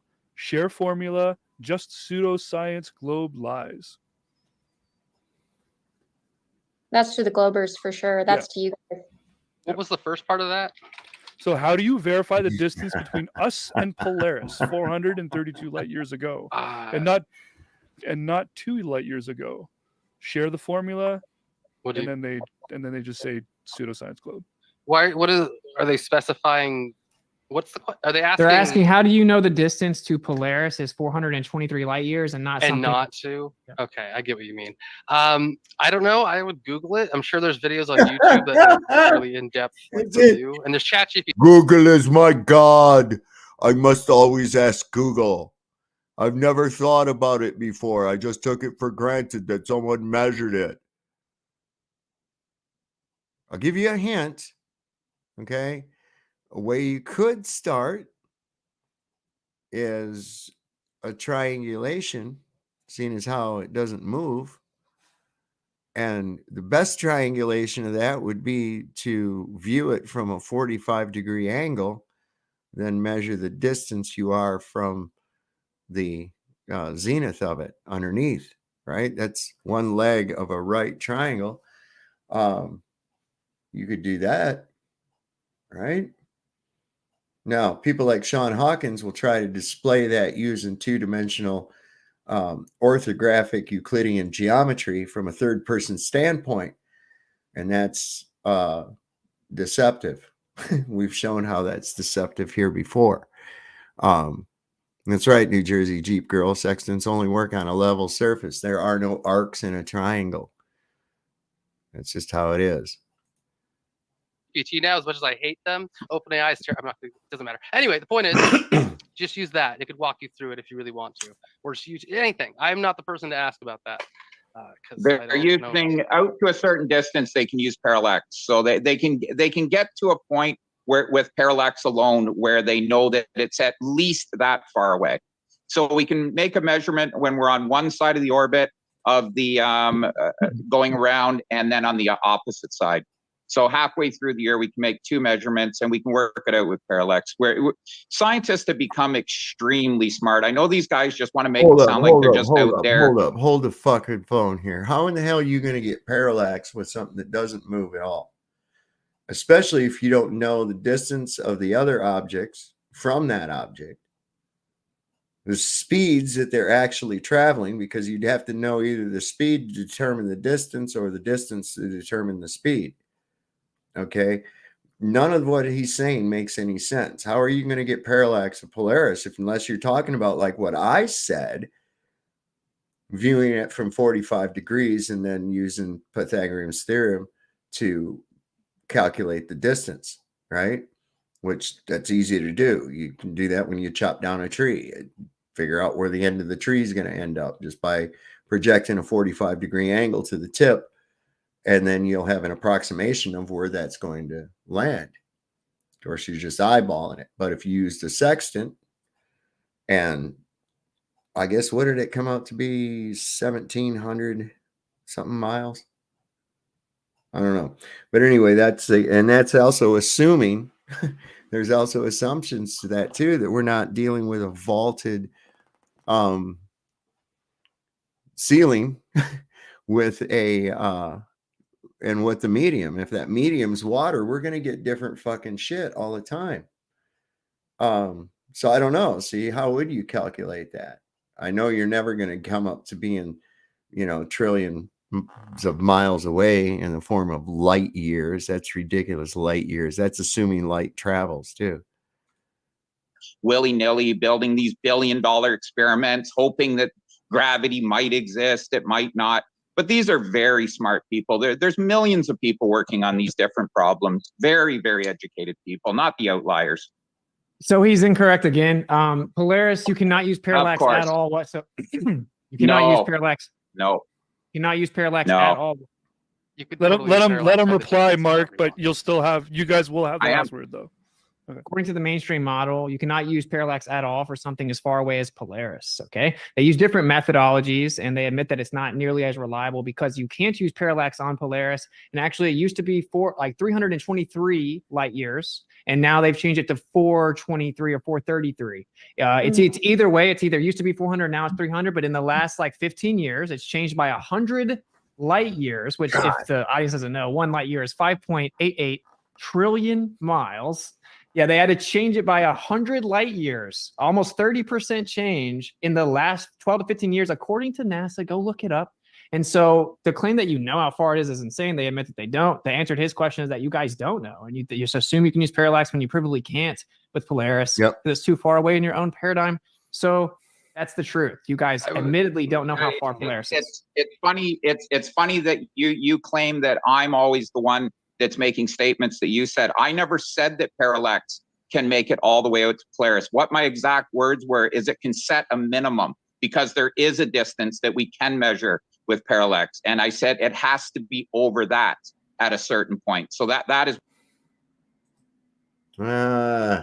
what I said. I did not say that that's the way that we could come up with an exact measure. This is going to really anger me tonight. I'm not happy with it. Measurement out. And yeah, we're constantly refining distances. Son of a bitch. Constantly. Science continually updates. You got to remember, back a couple thousand years ago, there were actually people out there that thought that the earth was flat and it had a dome over it. Like, that's how ridiculous things have been. That's and all you how got. far we've come since then. Yeah. No. What's what's the problem funny is what's- no, wait, what's it? Hold on. No, I'm What's gonna it? reply. I just want to put the question to bed. So Delcos, go ahead. Okay. You can So add I your think 2 it's cents. funny because Stupid you gaslighting? know. Oh, what's it? Come on now. What gaslighting? What are you talking about gaslighting? You don't know? What's it? Oh, I know what it is. I don't know what you're doing. I think it's funny because you talk about it like science changing is a bad thing when that's the whole point. And it's ironic. It's very ironic too, because like you don't update. You've been told repeatedly that that's not what it is. Did he say it was erotic? I think he did. I think he said it was erotic. I think he meant ironic, but And you failed to do so. You failed to update what you speak about. So I think that's very ironic that you piss on science for changing when you failed to do so yourself. And it's why you're fucking wrong all the time with it. Because you failed to update. Although you did try and divert from flat Earth a few days ago. I saw that. You're trying to move to like a spherical, like center thing instead of flat, maybe for a class that you're selling or something. I don't know, but it's an interesting migration. I'm supposed to sit here and just listen to this dude like lie about me and not I am respond? having a great time with it. I don't know what you're doing, but you're very Whatever. quiet. What? just because you're just sitting there spewing nonsense out of your face, I really do think that kid's possessed. I do. I think he's possessed. Mm-hmm. Clearly, you can't think use a that- question as an Come on, you fuck. opportunity to attack someone and not let them respond. Oh, I'm You're not supposed to answer attacking the you. question. It's it. I'm having fun. I don't care, bro. I don't Just care. smile. You don't smile enough. I think the most just lied. foolish thing that we You're very can red do with is it. call our Alright, alright, alright. ancestors foolish and pretend that they're stupider than us and somehow we're more advanced than they are. And just because we are more advanced and have different technologies than they had, that somehow makes us superior in knowing what we think we know, which we've proven time and time again that we continue to be wrong, as Yep. Mark just pointed out. Yep. NASA, even within its own thing, continually wrong. So No, not maybe- wrong. Continually updating models to become Like we more just and more said, yeah. accurate and more. Why do you have models? Why don't you have a model? How come you have different models? Doesn't that even strike a bit of curiosity in your mind? I don't think that it does, man. Correct. Right. Okay. Well, before they Ah. said that the Earth was millions of So years old. now they Mercedes, say this billions. question was for the globe side, and I really want to get to the next question. So Gotcha. I want them to have the last word on the topic, please. So we'll move on right there if everyone's cool with that. So we got LJ for another $1.99. And like I said, LJ, big supporter. Thank you for coming, LJ.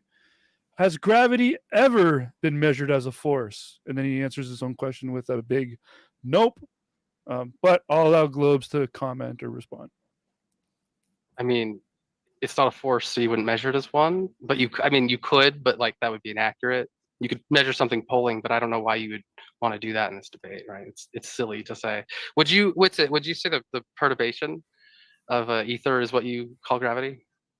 What's the expression? Perturbation ether waves? No, there is EMF coming from the sky down to the earth measurably. There's a downward Right. electric current on the earth. So Okay.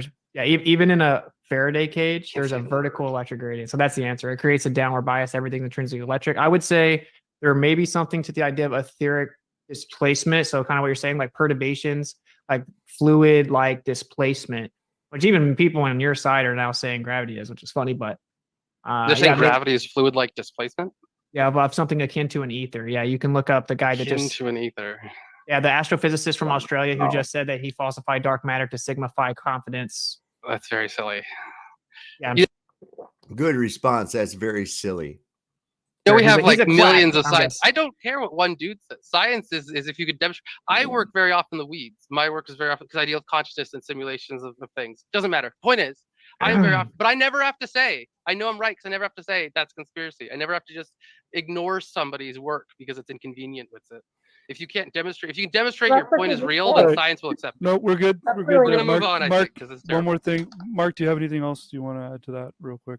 Yeah, what it always is they look for outliers, you know, just like we were talking about with LIGO. Yeah, that's what we do. That's what the computer programs do. It erases background noise. These people that they're continually quoting that, oh, so-and-so. How the fuck did you know what you were looking for to indicate that it was actually a gravitational wave that was left after you scrubbed out the other noises? I mean, what does a gravitational wave sound like? Why does it make any noise at all? Good God. They don't realize how much supposition and fucking flim-flam pseudoscience is being used? Bunch of bahooey. Holy shit, man.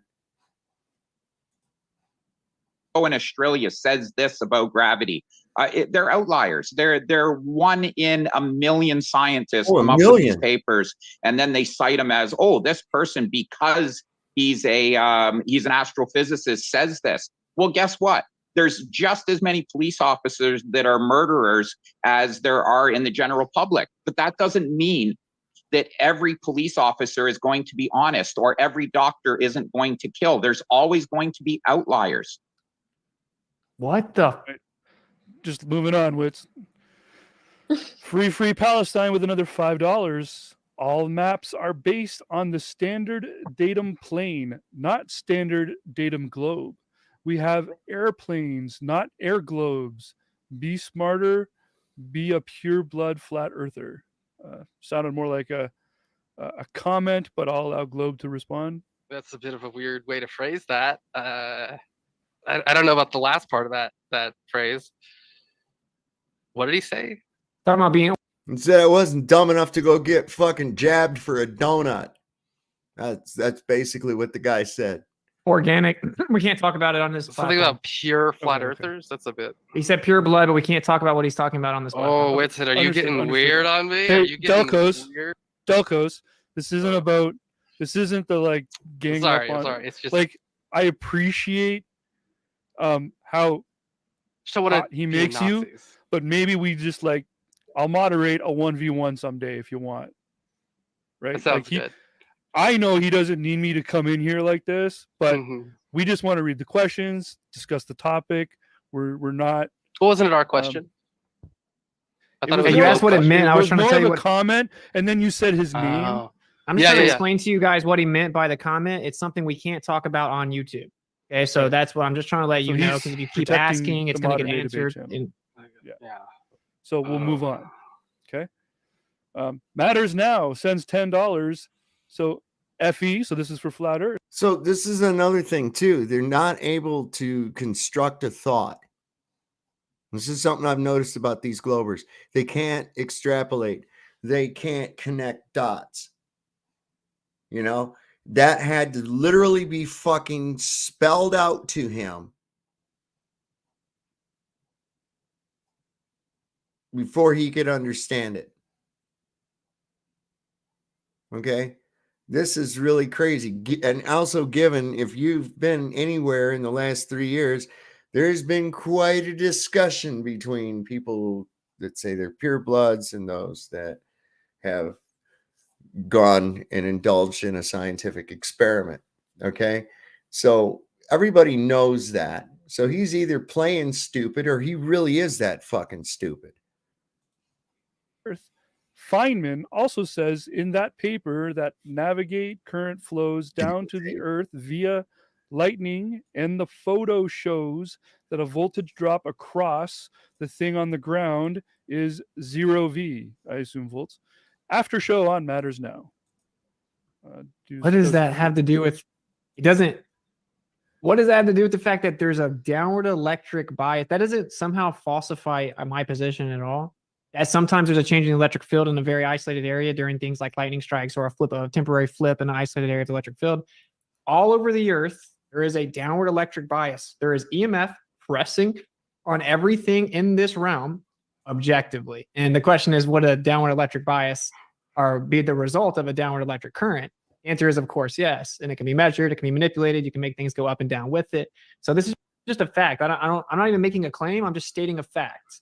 right? So it is what it is. There's a downward electric current. I just had to use Feynman so we can avoid the whole nuh-uh, so no big deal. I mean, we just let it go. We have evidence for our position. You have merely theoretical reification fallacies attributing physical properties to conceptions such as a privation-like space. We don't have to do that. We don't have to just fall off into fairy tale la la land. We just go into real world and measure it.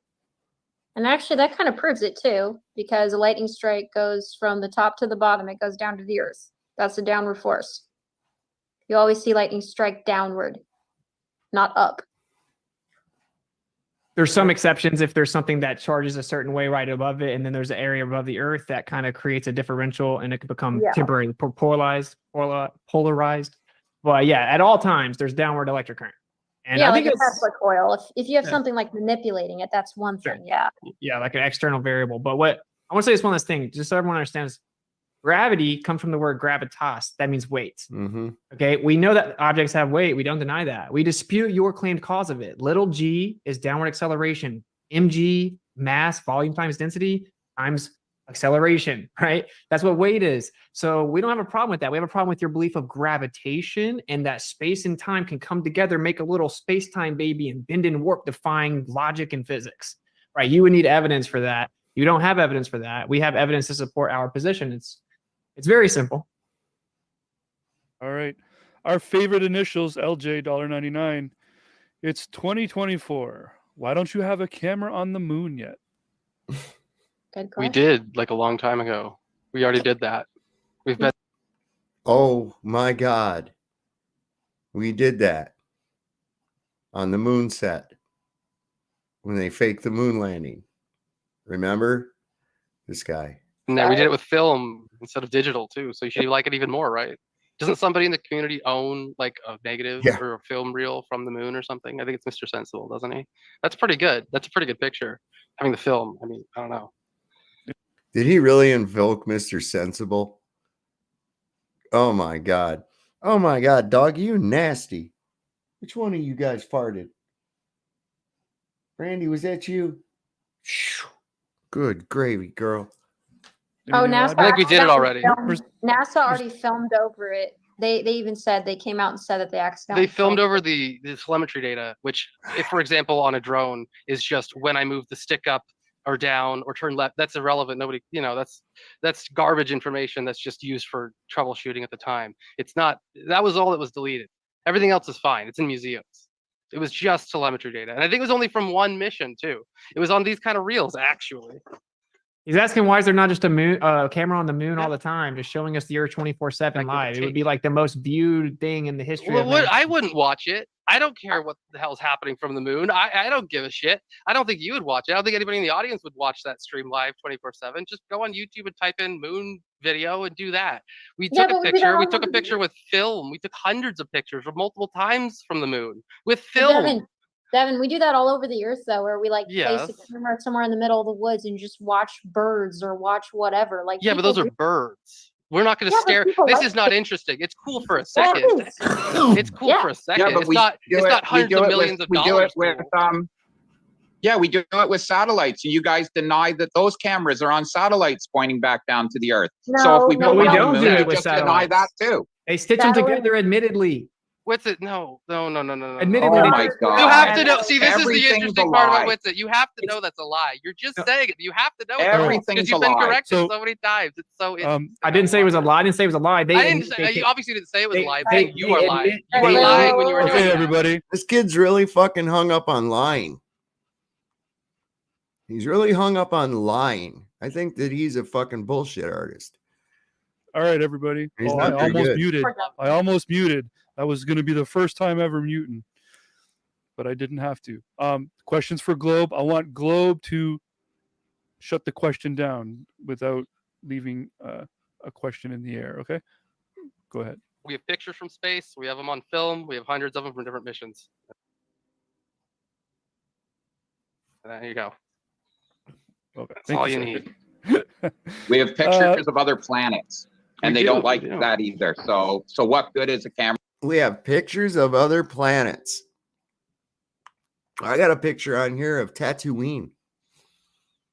That's where Luke Skywalker lived at, right? I have a picture of it. So it must be fucking real. right? We must be real. These guys. Son of a bitch. Camera on the moon going to be? And we haven't been there since the 70s. All right. So Otto PLN 25. I don't know what PLN 25 is, but thank you. Is it true that people who believe in flat Earth are more likely to be the victims of Russian propaganda? So, Witsit, do you support Ukraine or Russia? Actually, you know what? If you don't want to answer that, you don't have to. I don't pick sides of geopolitical conflicts that clearly benefit powerful groups of people that propagandize the entire world to pick one way or the other. A little bitch. I would obviously not pick Ukraine with all of the mainstream propaganda shoving it down my throat, and then all the normies that don't even think for themselves literally ever, just changing their profile pictures to it. But anyway, I'm not going to get into that because people feel real passionate about things they don't understand. Just watch CNN news. But what was the thing he's trying to tie in? What he's trying to say is that flat Earth is a Russian propaganda psyop, right? Because this comes from, typically it got popular by somebody named Michael Sartain, who was admitting that flat earthers always dominate debates and globe earthers always have to use tactics, but he's a globe earther. He's had physicists on and stuff, and they keep winning. So he explained what he thinks happened is that right around the time of the elections, the Russians were messing with our internet like content, and that they pushed flat earth to deceive the West. And so that's basically what he's suggesting. I think that that's a ridiculous claim, but yeah, cool, whatever. If you want to add to that, Mercedes, but do not feel like you need to answer this question. Oh no, I'm good answering it. I'm against the Russian and the Ukraine propaganda as well. They're all on the same team. So there's really no point to pick a side because they're all in league with each other. I mean, if you just look at Putin's history alone and what they say and actually follow like what they do, then you would realize that there's not really a one side or the other. They're just trying to get you to pick. So it's not about being a little bee, as Devin was pointing out. It's about waking up and realizing that instead of trying to put us or pit us against one another, that there's a bigger thing going on in that whole realm of things. All right. Moving on. Rich C Constitution, $10. I work on a ballistic missile that we test often. The missile travels 4,000 plus nautical miles. Wait a minute. How do you test the missile? You're constantly firing a missile, so you're getting new missiles all the time? Or are you running test fire simulations? I don't know which way it's happening, but you got to be careful with these people. They always want to invoke their credentials. I'm a Navy captain, and I say you wouldn't believe how many fucking surveyors are globe trolls, but they're not really surveyors, right? There's a bunch of airline pilots too, apparently, that have enough time to argue day and night on Facebook and Twitter. I mean, these guys really just chap my ass the way they act. It's something else, man. And we use a rotating globe model for the flight path, not a flat plane. Guess what? It works every time. We use a rotating globe for the flight path of what? Of a ballistics missile that travels 4,000 plus nautical miles, and they say it works every time. You don't use any type of rotation for that whatsoever. And I don't get why you guys don't understand that actually with like military things like that, target acquirement, it uses a Cartesian coordinate system from the actual position that you fire the trajectory. This is objective. That's why whenever if you find your enemy and you're doing target acquirement, you make a concentric circle grid system, right? A Cartesian coordinate system from your position to locally analyze it. Now, if you're claiming that they shoot missiles all around the world and stuff, really, how often does that happen? How often do they claim to shoot missiles all around the world? Like basically never, ever. They don't even claim it, but it doesn't matter. You just make a transform from the globe or from the plane Earth coordinates to a globe coordinate. They don't account for the rotation of the Earth. We've already hijacked and proven that gyroscopes and pendulums both backfired. Interferometry shows the spin increases with altitude at the same latitude, debunking the globe. So actual detection of sidereal rotation has falsified the globe model, and literally not one globe earther in 3 years can even formulate or pretend to rebut that. So yeah, whatever. Mercedes, you got anything to add? Yeah, I mean, it's just a fallacy because they're saying, oh, I saw this, so that's why this is real. I mean, we can't prove it that it's real. She's got no proof. He or she is just saying what they're saying. I could easily come back and say, yeah, my dad's in the Navy, and I can guarantee you that they don't use that kind of a model. They don't use a geocentric force, but then you're just going off of my word, and you wouldn't believe my word either. So it's just, it just won't work. He or she needs a better argument. Affirming the consequence. All right. Our next super chat comes from Devin Delcos for $10. He's apologizing for his technical issues, everybody. I am very sorry. Interrupting people is a technical issue? Really? Being a smart ass little punk is a technical issue? Dismissing and laughing at something that you don't understand is a technical issue? Shut the fuck up, Delcos. Come on, brother. Yeah, keep cutting out. It's fine. It was stated early on too. Even Mercedes admitted that she was having difficulties over there too. It's January, and if you're anywhere in the northern states or Canada, yeah, it's tough. Kango 44, $50. Question for Kango Witsit. 54 again. Holy Witsit, have you worked in any industry that uses any of the sciences? Have any qualifications? Published a scientific paper? Formally studied any of the sciences? I'm not debating you, so there's no fallacy. These are just questions. No, but they're questions to imply and attempt to discredit me, right? So no, I mean, yeah, I went to high school, took some physics honors, 1 and 2, went to college, but didn't end up finishing college. I don't even regret that at all. Everyone I meet from college that actually gets a degree or something further than that, they think they're way smarter than they are. So anyway, and that's just a generalization. But that is an appeal to credentials. So it doesn't in any way validate or invalidate anything that I see. And this is just basically everything that they're doing. This is just what they do. We saw it last night with that creep. I mean, that guy was just pitiful. I mean, literally pitiful. A constant appeal to authority, invoking shit that's just they don't know anything about. Like that last night, that guy was like, "Oh yeah, sure, go ahead and tell me about that." Well, I don't know, I'm just well, then why are you using it? If you don't know about it, why are you using it? Are you bluffing me to like you acting like you do know about it so that I'll back away? Well, I do know about it, so let's talk about it. And I saw that's what Witsit did here. I don't know, pretty crazy. I'm going to listen to a few more of these questions, and I'm going to tune up my guitar, and then I'll play a song and get off here. Let's see what's going on real quick. I gotta take a little vacay here just for a second. See if we can get this to roll. I've said, right? Like some of the smartest, most successful and innovative people in the history of mankind have consistently not been college students with specific degrees. Nikola Tesla, for example, from your own side, you have Einstein.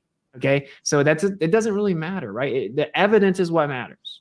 The evidence is what matters. If I inform myself on actual evidence and I can present it that can be verified, that's what determines the validity of my argument. The short answer is no, I don't have specific qualifications for any of these, which is a blessing because I get to smoke the Globers on all the subjects. I don't have to just focus on one thing forever. Sorry, I didn't mean to smile, but when you said the short answer, and I was like from Witsit? Yeah. Next question from Base Theory for $1.99 is a challenge to Witsit to debate him. He says, "Stop dodging my challenge." I don't know who that is, bro. You know how many people say that? Like I'm in Discord on a regular. Grayson from Base Theory. Base Theory. How are you gonna say that I'm ducking? In literally the last video on my YouTube, Grayson jumped on to debate me. God damn it. For like an hour and a half, 2 hours. The only one talking with me the whole time. But I did say that I would eventually debate him on specific subjects. I don't care to do that, but I'm making an exception in a way. But dude, I just gave you my platform for 2 straight hours on the last show. What are you talking about? I'm ducking you debating, bro. That's weird. Good try, I guess. Next question. Taking Back Eden, FE, $5 Canadian. Globe defenders in a cult. Can you feel the supposed Earth tilt? Feel, hear, see the supposed spin, velocity, change when traveling, go against their senses. So this is clearly for the globe side. So they're asking a bunch of questions. We can disregard the cult part, I guess. Can you feel the Earth's tilt? Can you feel, hear, or see the supposed spin, velocity change, or traveling? What velocity change? What tilt? Like, I don't understand what the question even is. There's no model that we have that would allow us to detect any of those questions. So no, absolutely not. As a human, can we detect the tilt? Can we detect the spin? Can we detect? No, not as a human. Can we measure it? Do we have equipment to measure it? Do we see it? That's a better question. You got anything there, Devin? No, I had to fix my pop filter. It was falling off. It's yeah, no, I think Mark got a pretty good cover on that. Matters now for $2. Does an informal fallacy mean it is false? It's not directed at anybody, so that'll give everyone yes or no. Is an informal fallacy mean it's false? No, right? Like if you think that someone uses a fallacy and that means that their conclusion's wrong, that's called the fallacy. Oftentimes people use that against me to claim they think it means if you just call out fallacies a lot as a debate tactic or something. But no, of course, pointing out the fallacious reasoning in your opponent's argument is how you debate quite literally. It's about logical validity and consistency. But if someone uses an informal fallacy, it doesn't mean that their conclusion is wrong. It does invalidate their argumentation. But if you were to say, I'll give an example because I want people to stop saying this, right? Because fallacy is, for example, if I say heat causes water to boil, then someone says, "No, how's that true? Prove it." And I say, everyone knows that heat causes water to boil, bro, right? That's an invalid argument. It's an appeal to consensus, appeal to majority. It's a fallacy. But that doesn't mean that heat doesn't cause water to boil. That doesn't mean that my conclusion is true. So to apply it to this, a globe earther could still technically be true, but if they're using fallacious arguments, they're not substantiating that conclusion with any type of logical validity. So it invalidates your argument, not your conclusion. Mercedes? Yeah, I mean, it's basically the same thing. All right. Agree. Devin? No, I think we're good. Sorry. It's okay. Mark? I'm trying to let Mark take a few. We're good. All right. We're good. Oh, well, okay. Mercedes F1 fan, $2.99. And we skipped the rest of that question. Free Palestine, $10. We're all flat earthers in the center of the whole universe. Globe is pseudoscience to make you believe that your great-great-grandmother popped out of a chimp and lost on a spinning ball. I mean, the majority of the world is religious, so I don't get why flat Earth would make them more religious if you already are. Like, I think that would be silly. I think the world's a lot more impressive the way it is than like a. Wait, Devin. They're saying that your side is religious because it would literally take a lot to believe that you came from a chimp. No, I think what they're saying is, if adjusted, if you reread it, I think they're saying. I think you guys are kind of both right. You're just focusing on different parts of the super chat here. So at the beginning of the super chat, they say that all flat earthers in the center of the whole universe, and that the globe is pseudoscience. And then they attack, I guess, evolution here, so that you believe. Well, I know a little bit about animals. We didn't come from a chimp. Chimps are alive today. How could we come from a chimp? We came from a primate. So no, we didn't come from chimps. We're primates. And there again, that's dead on arrival. That whole fucking thing is dead on arrival. We've never seen any animal, keep progressing and change into another animal. It doesn't happen anywhere. It's dumb. We forked off of another primate that no longer exists, however many millions of years ago. No, we didn't come from a chimp. Nobody says that we came from a chimp. We're primates. It's just a belief system that you have. Can you at least admit that it may not be true? Of course it is. So there's no way that it's not true? Yeah. Can you at least say that maybe it could be false? Everything could be false. That's how science works. That's the difference between us. Everything can be false. Everything can have different levels of truth. Where the fuck is there science involved with evolution? If somebody could explain to me the science involved with evolution, I'd be glad to hear it. But I don't. There is no science involved. It's pseudoscience. It's bullshit. Everything can have a different level of mistake, or as you guys would call it, a fallacy or a lie. Just because we make mistakes does not make the whole science a lie. Why'd you turn it on us and start Big gaslighting? What the crap, bro? Now we're gaslighting. Now we're gaslighting. Mark, do you believe that truth itself is relative? Not gaslighting, just a simple question. Do you think truth itself is relative? Yeah, absolutely. If you were to say to me right now, how far away is the corner I have no idea why this is fun. store, I would say to you, I think it's about a mile, and it turns out to be 1.1 mile. Are you listening? And it turns out to be 1.1 mile. That's not a lie or a fallacy. That was a mistake. That was an inaccuracy, or it didn't have.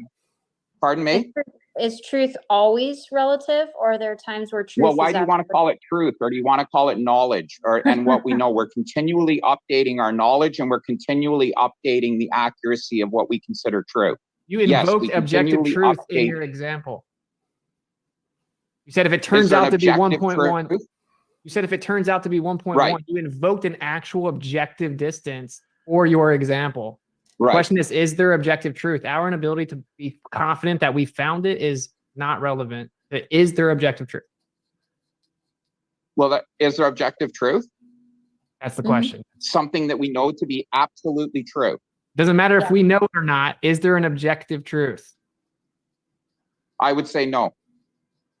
I don't know about that, Mark. I think if you could get accurate. No, I think. Okay. Well, I mean, everything has room for update. It's getting into another interesting topic, frankly, but it's kind of veering off a little bit of flat Earth. The question is to the globe side. So Delco, go ahead, make your comment, or go ahead and. I was just gonna say, put the question to bed for me. Go ahead.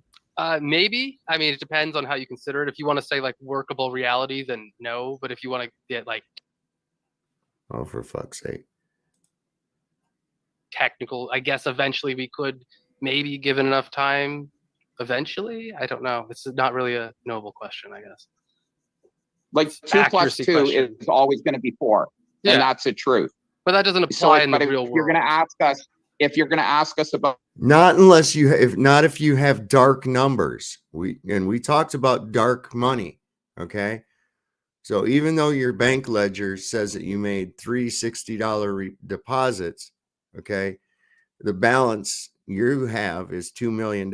So that means that the rest of that must be dark money. Not that your math was wrong. Who could think such a ridiculous thing, right? It's so simple. It has to be dark money. About something that's very complex that we think is true today, there's always room for improvement. That's what we do as people. That's why when you sit here and talk about Einstein and stuff, you're going back almost 100 years and you're quoting science of 100 years ago. But going back and talking about Newton, 1666, that's not a problem, right? Right, Drysdale? Going back and talking about Copernicus, right? That's okay, right? Talking about Eratosthenes and his faithful assistant, fucking feces, right? That's okay. We don't go back 100 years. You have to go beyond 100 years, I guess. You're quoting the few things that wasn't well understood, and that's always your aha moment. All right, next comment from Taking Back Eden, FE, $2 Canadian. Little bit of a shot at Delco, but I don't think it's too harmful. Ooh, go for it. Let's count the times Delco dodges questions. I don't know about that. It's kind of hard to count to 0, something like that, like a fist. All right. Just gonna move along really fast so we don't end up stuck here. Kango 44, NZ $5, Witsit. Yeah, okay. Witsit having to cry about the debate is going as he has nothing yet again. Yeah, every single one of my very specific points was ducked the entire time. And I specifically refuted and had to teach them about their own claims each time. And every time that it got pulled back, I found out they didn't even know how their own claims works. So I don't know why people just baselessly assert what everyone can watch to not be true. It's very fascinating phenomena, but it's all good. I was just saying, only thing I was saying at the end was I kind of wish that Mercedes had got to talk more. And I feel trapped in a way where they try to corner her into a question. Well, you were the one that interrupted her most of the time, so I wouldn't be talking with it. You were the one that jumped in when I was trying to talk to her multiple times and interrupted her. So I don't know what you're talking about, bro. Projecting, maybe. I never saw that happen. Wow, this guy's something else. So let's take a break from this for a minute, man. So I was thinking about doing this song, changing the lyrics. So I don't know. Let me see if you can, what you think about this. This is kind of cool. All right, let me see. I packed my green screen and harness pre-flight. 0 hour, 9 a.m.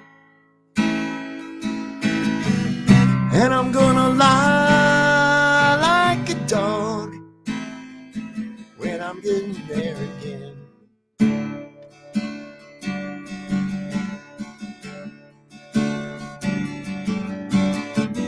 I'm still on Earth, although I'm in a pool. It's kind of cold underwater on such a flake flight like this.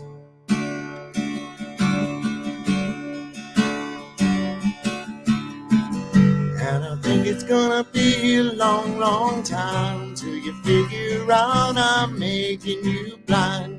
Not the man you think I am at home. Oh, no, no, no. I'm a fake it man. Fake it man. Putting up a green screen all the time.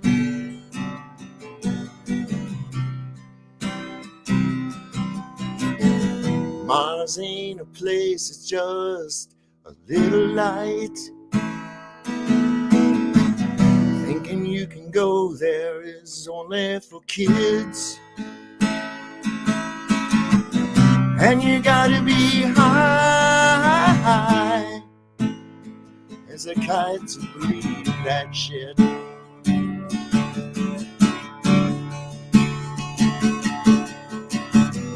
And I think it's gonna be a long, long time. The touchdown brings me round, I'm yet to find.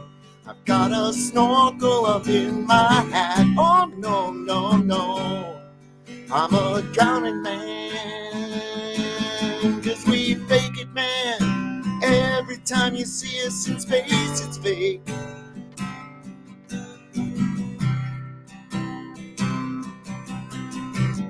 And I think it's gonna be a real short time before the people figure out they're not blind. They're gonna see that we're faking space. Oh, no, no, no.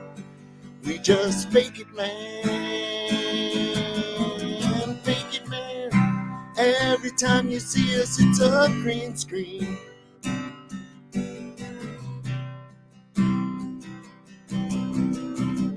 And the people will figure it out, they're not blind. You'll see that we got green screens all the time.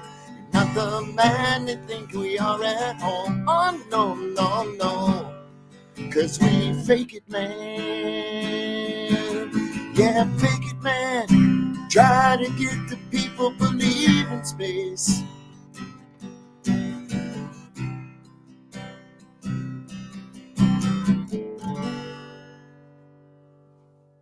I don't know, I just thought that was funny. All right, y'all tell me what you think about that bullshit, right? The song just kind of came to me and I was like, hey, I'm going to do that, man. So I did. Well, anyway, I don't know. We're going to watch a few more of these questions come through on this debate. What do y'all say? Put a 1 in the chat if you want to keep going. Put a 2 if you think I should just sign up, man. Or give me another idea. Next time, write about how to pee in a vacuum hose. Yeah, right? Don Pettit likes to put his dick in the hose. Right? That would be pretty good. Anyway, let's just catch a couple more questions, I guess. We'll see what's happening. Sing some more, right? All right, I'll do another song after a couple more questions. How's that work? We'll do both. How's that sound? I'll do that. What's this? 8675309. That's whose number is that? Jenny. Who's Jenny? We like her. Jenny's a whore. Right. All right, here we go. See what we got. You are kind of dumb, so you might do that. Whoa. No. So Delcos, those are comments. You've gotten away with a couple already tonight. So please don't. No, it's not about calling the other debaters on the platform names. Oh, no. Okay. If you want to say their argument is dumb, by all means. Oh, okay. What you're saying. They are definitely not dumb. No, your argument is very flawed and incorrect. Well, I was going to, my point was just like, I wish Mercedes had got to talk more because she's, I haven't seen her much. I think she's pretty articulate and makes good points. And from my perspective, she was getting tag teamed by you guys and kind of cut off. And like, no, we're just talking to her, but then you would 2v1 her and not let her talk. And so it was a bit frustrating because then I felt like I had to jump in to help, and it's all good, but I'm not trying to. Your perspective, I have said many times. So we know you're wrong. I have said many times, I think Justin's one of the best moderators on here. I think he did a good job. It's kind of hard, certainly 2v2. So it is what it is, bro. I'm just saying that the claim I didn't have anything is just clearly an untrue statement, and it shows that you're coping. All right, next question from Bonds 499. Why does the spin of the Earth affect a bullet but not a plane? I'm an avid hunter, and I have never once used a spin calculation. I use wind reads. So this is clearly for the globe side. Mark, do you shoot guns ever? Yeah, I used to manufacture AR-15, but actually, it's because of the spin. It's the spin. It's gyroscopic precession. So as the Earth is spinning, you've got a spinning bullet, and it'll always move down into I believe it's the left. It's been a lot of years. And why would a plane have to account for that? Are you kidding me? That spin. There's absolutely no reason. So a bullet. But the spin that we're doing according bullet traveling at supersonic speed has to account for the rotation and Coriolis effect, but an airplane going a mere fraction of that speed does not.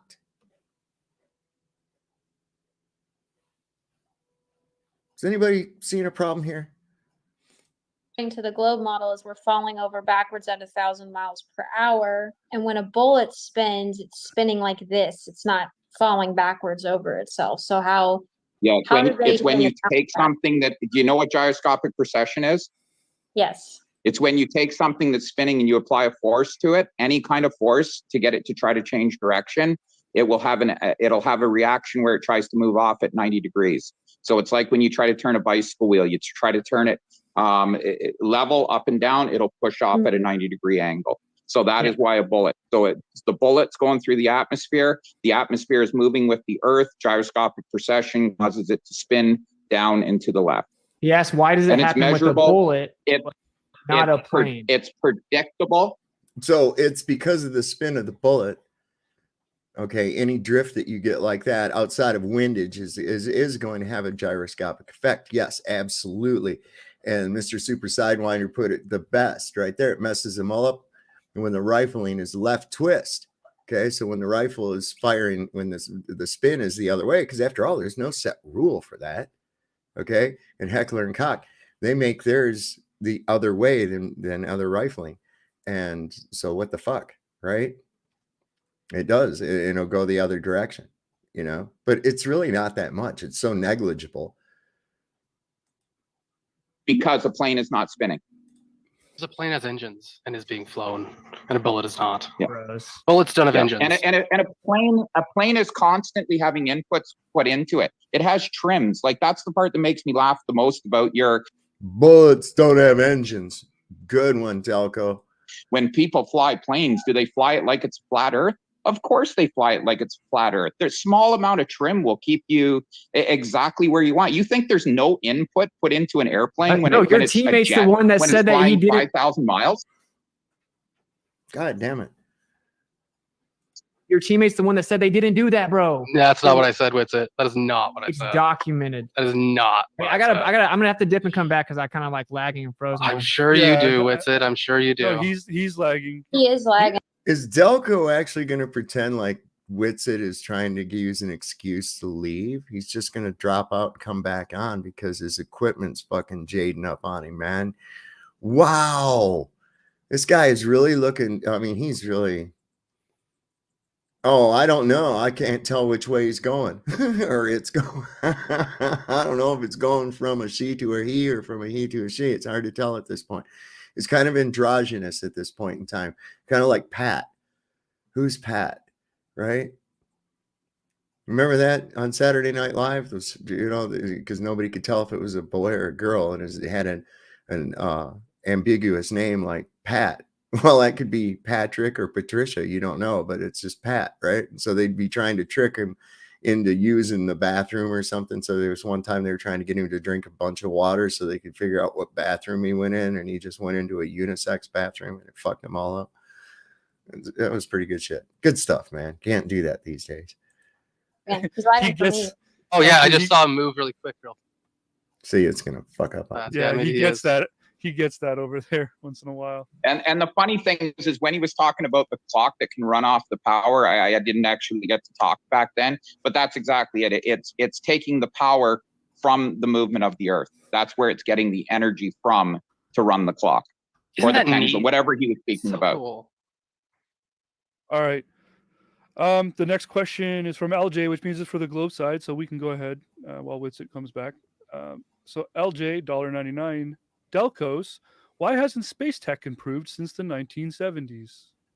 I don't think that's true, because didn't we just land a rocket backwards? That was pretty cool. That wasn't in the 70s. I don't know what that argument means. Like, obviously it's gotten better. Like, what do you mean?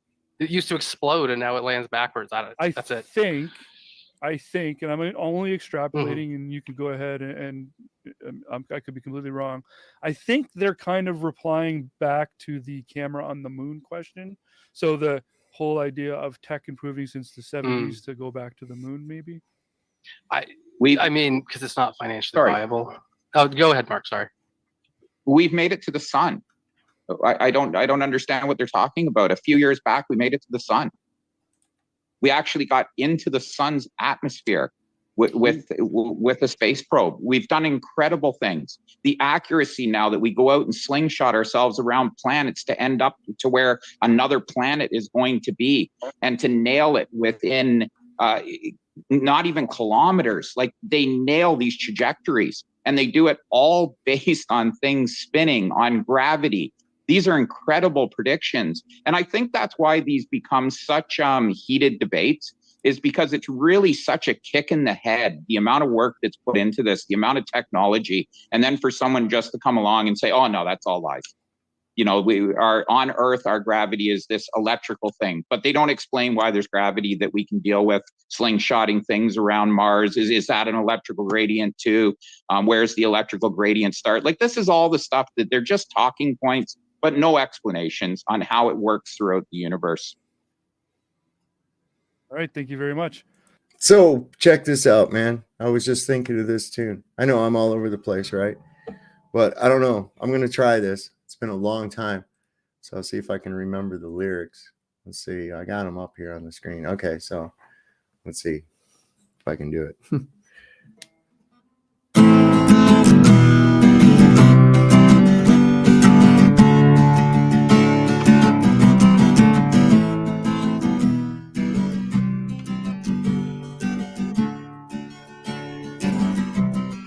Picture yourself in the mirror. What do you see? What have the years of your life taught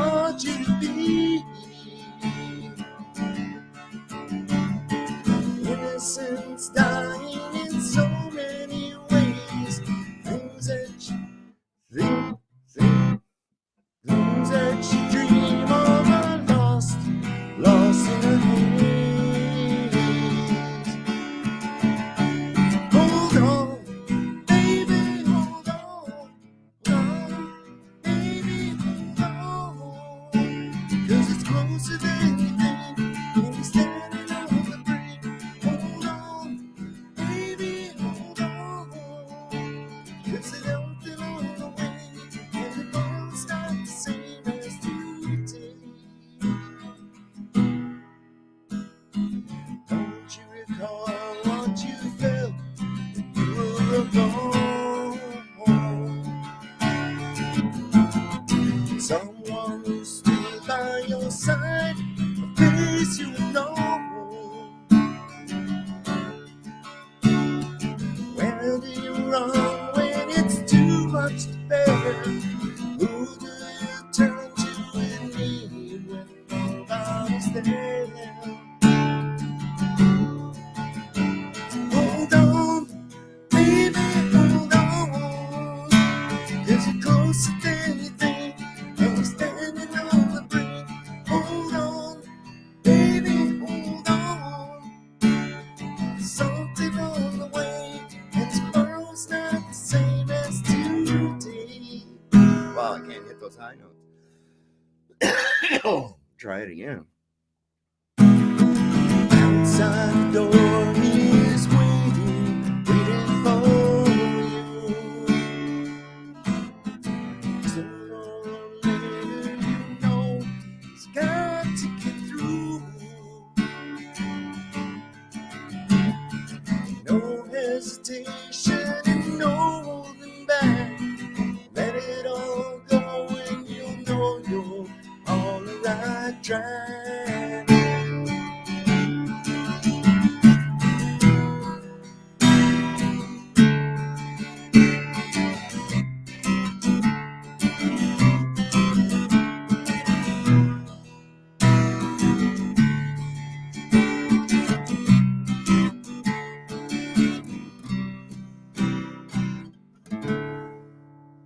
So look at yourself in the mirror.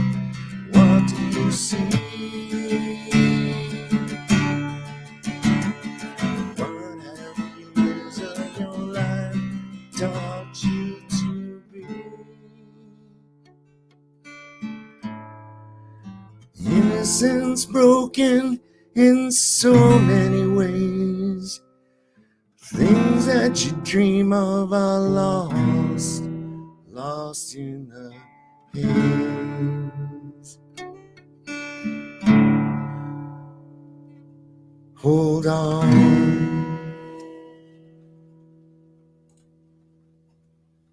Don Pettit wants to do that with me. So it goes into nanoseconds. Solid super hits coming soon.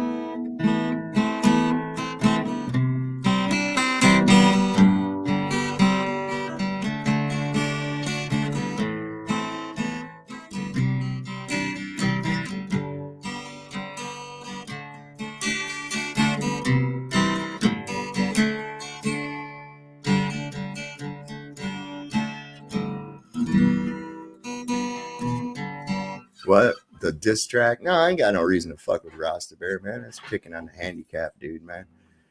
That's just sad. I ain't gonna do that. I want to see if I can do something else here, though. You know what it is? I need something to drink. That's what it is. That what it be like. That what it be like.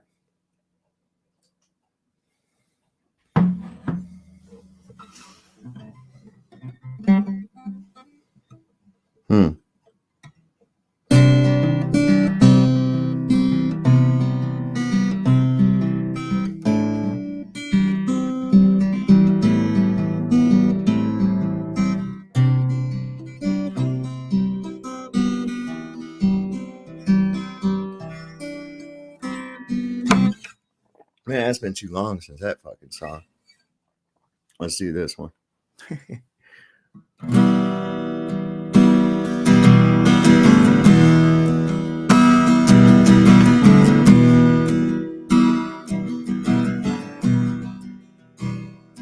All along a lonesome highway, east of Omaha, can you see the engines going on as one long song?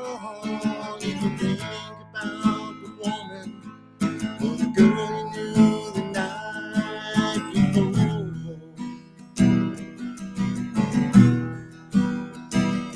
Well, your thoughts will soon be wandering where they always do when you're riding 16 hours. There's nothing much to do when you don't feel much like riding.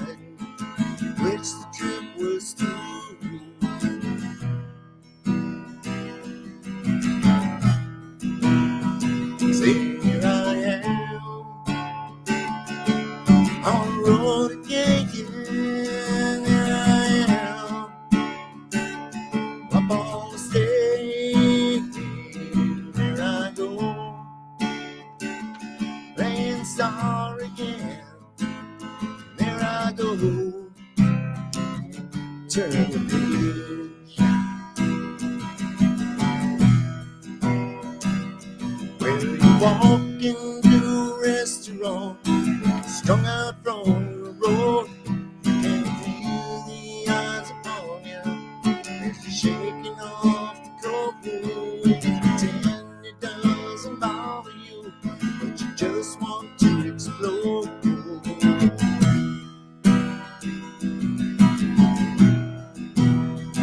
Say, here I am on the road again. Here I go, up on the stage. Here I go,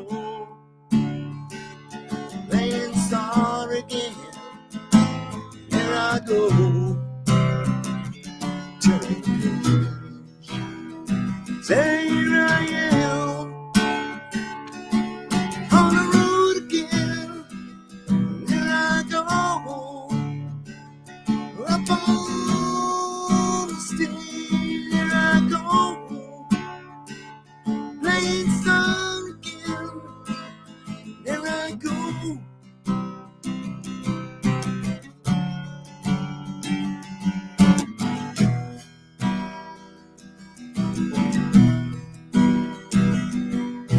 Sometimes you can hear them talk, other times you can't. It's the same old cliche. Is that a woman or a man? When you see that number, don't dare make a stand.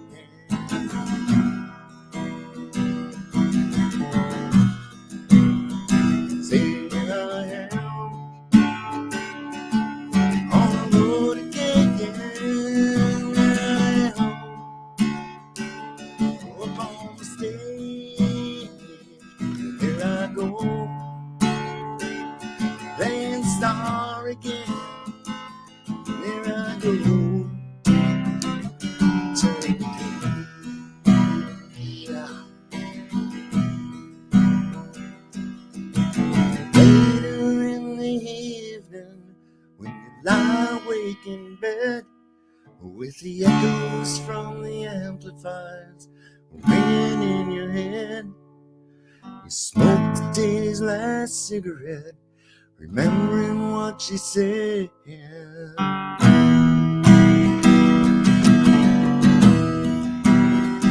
here I am on the road again. Here I am up on the stage. Here I go, playing song again. Here I go, here I go, turn the page.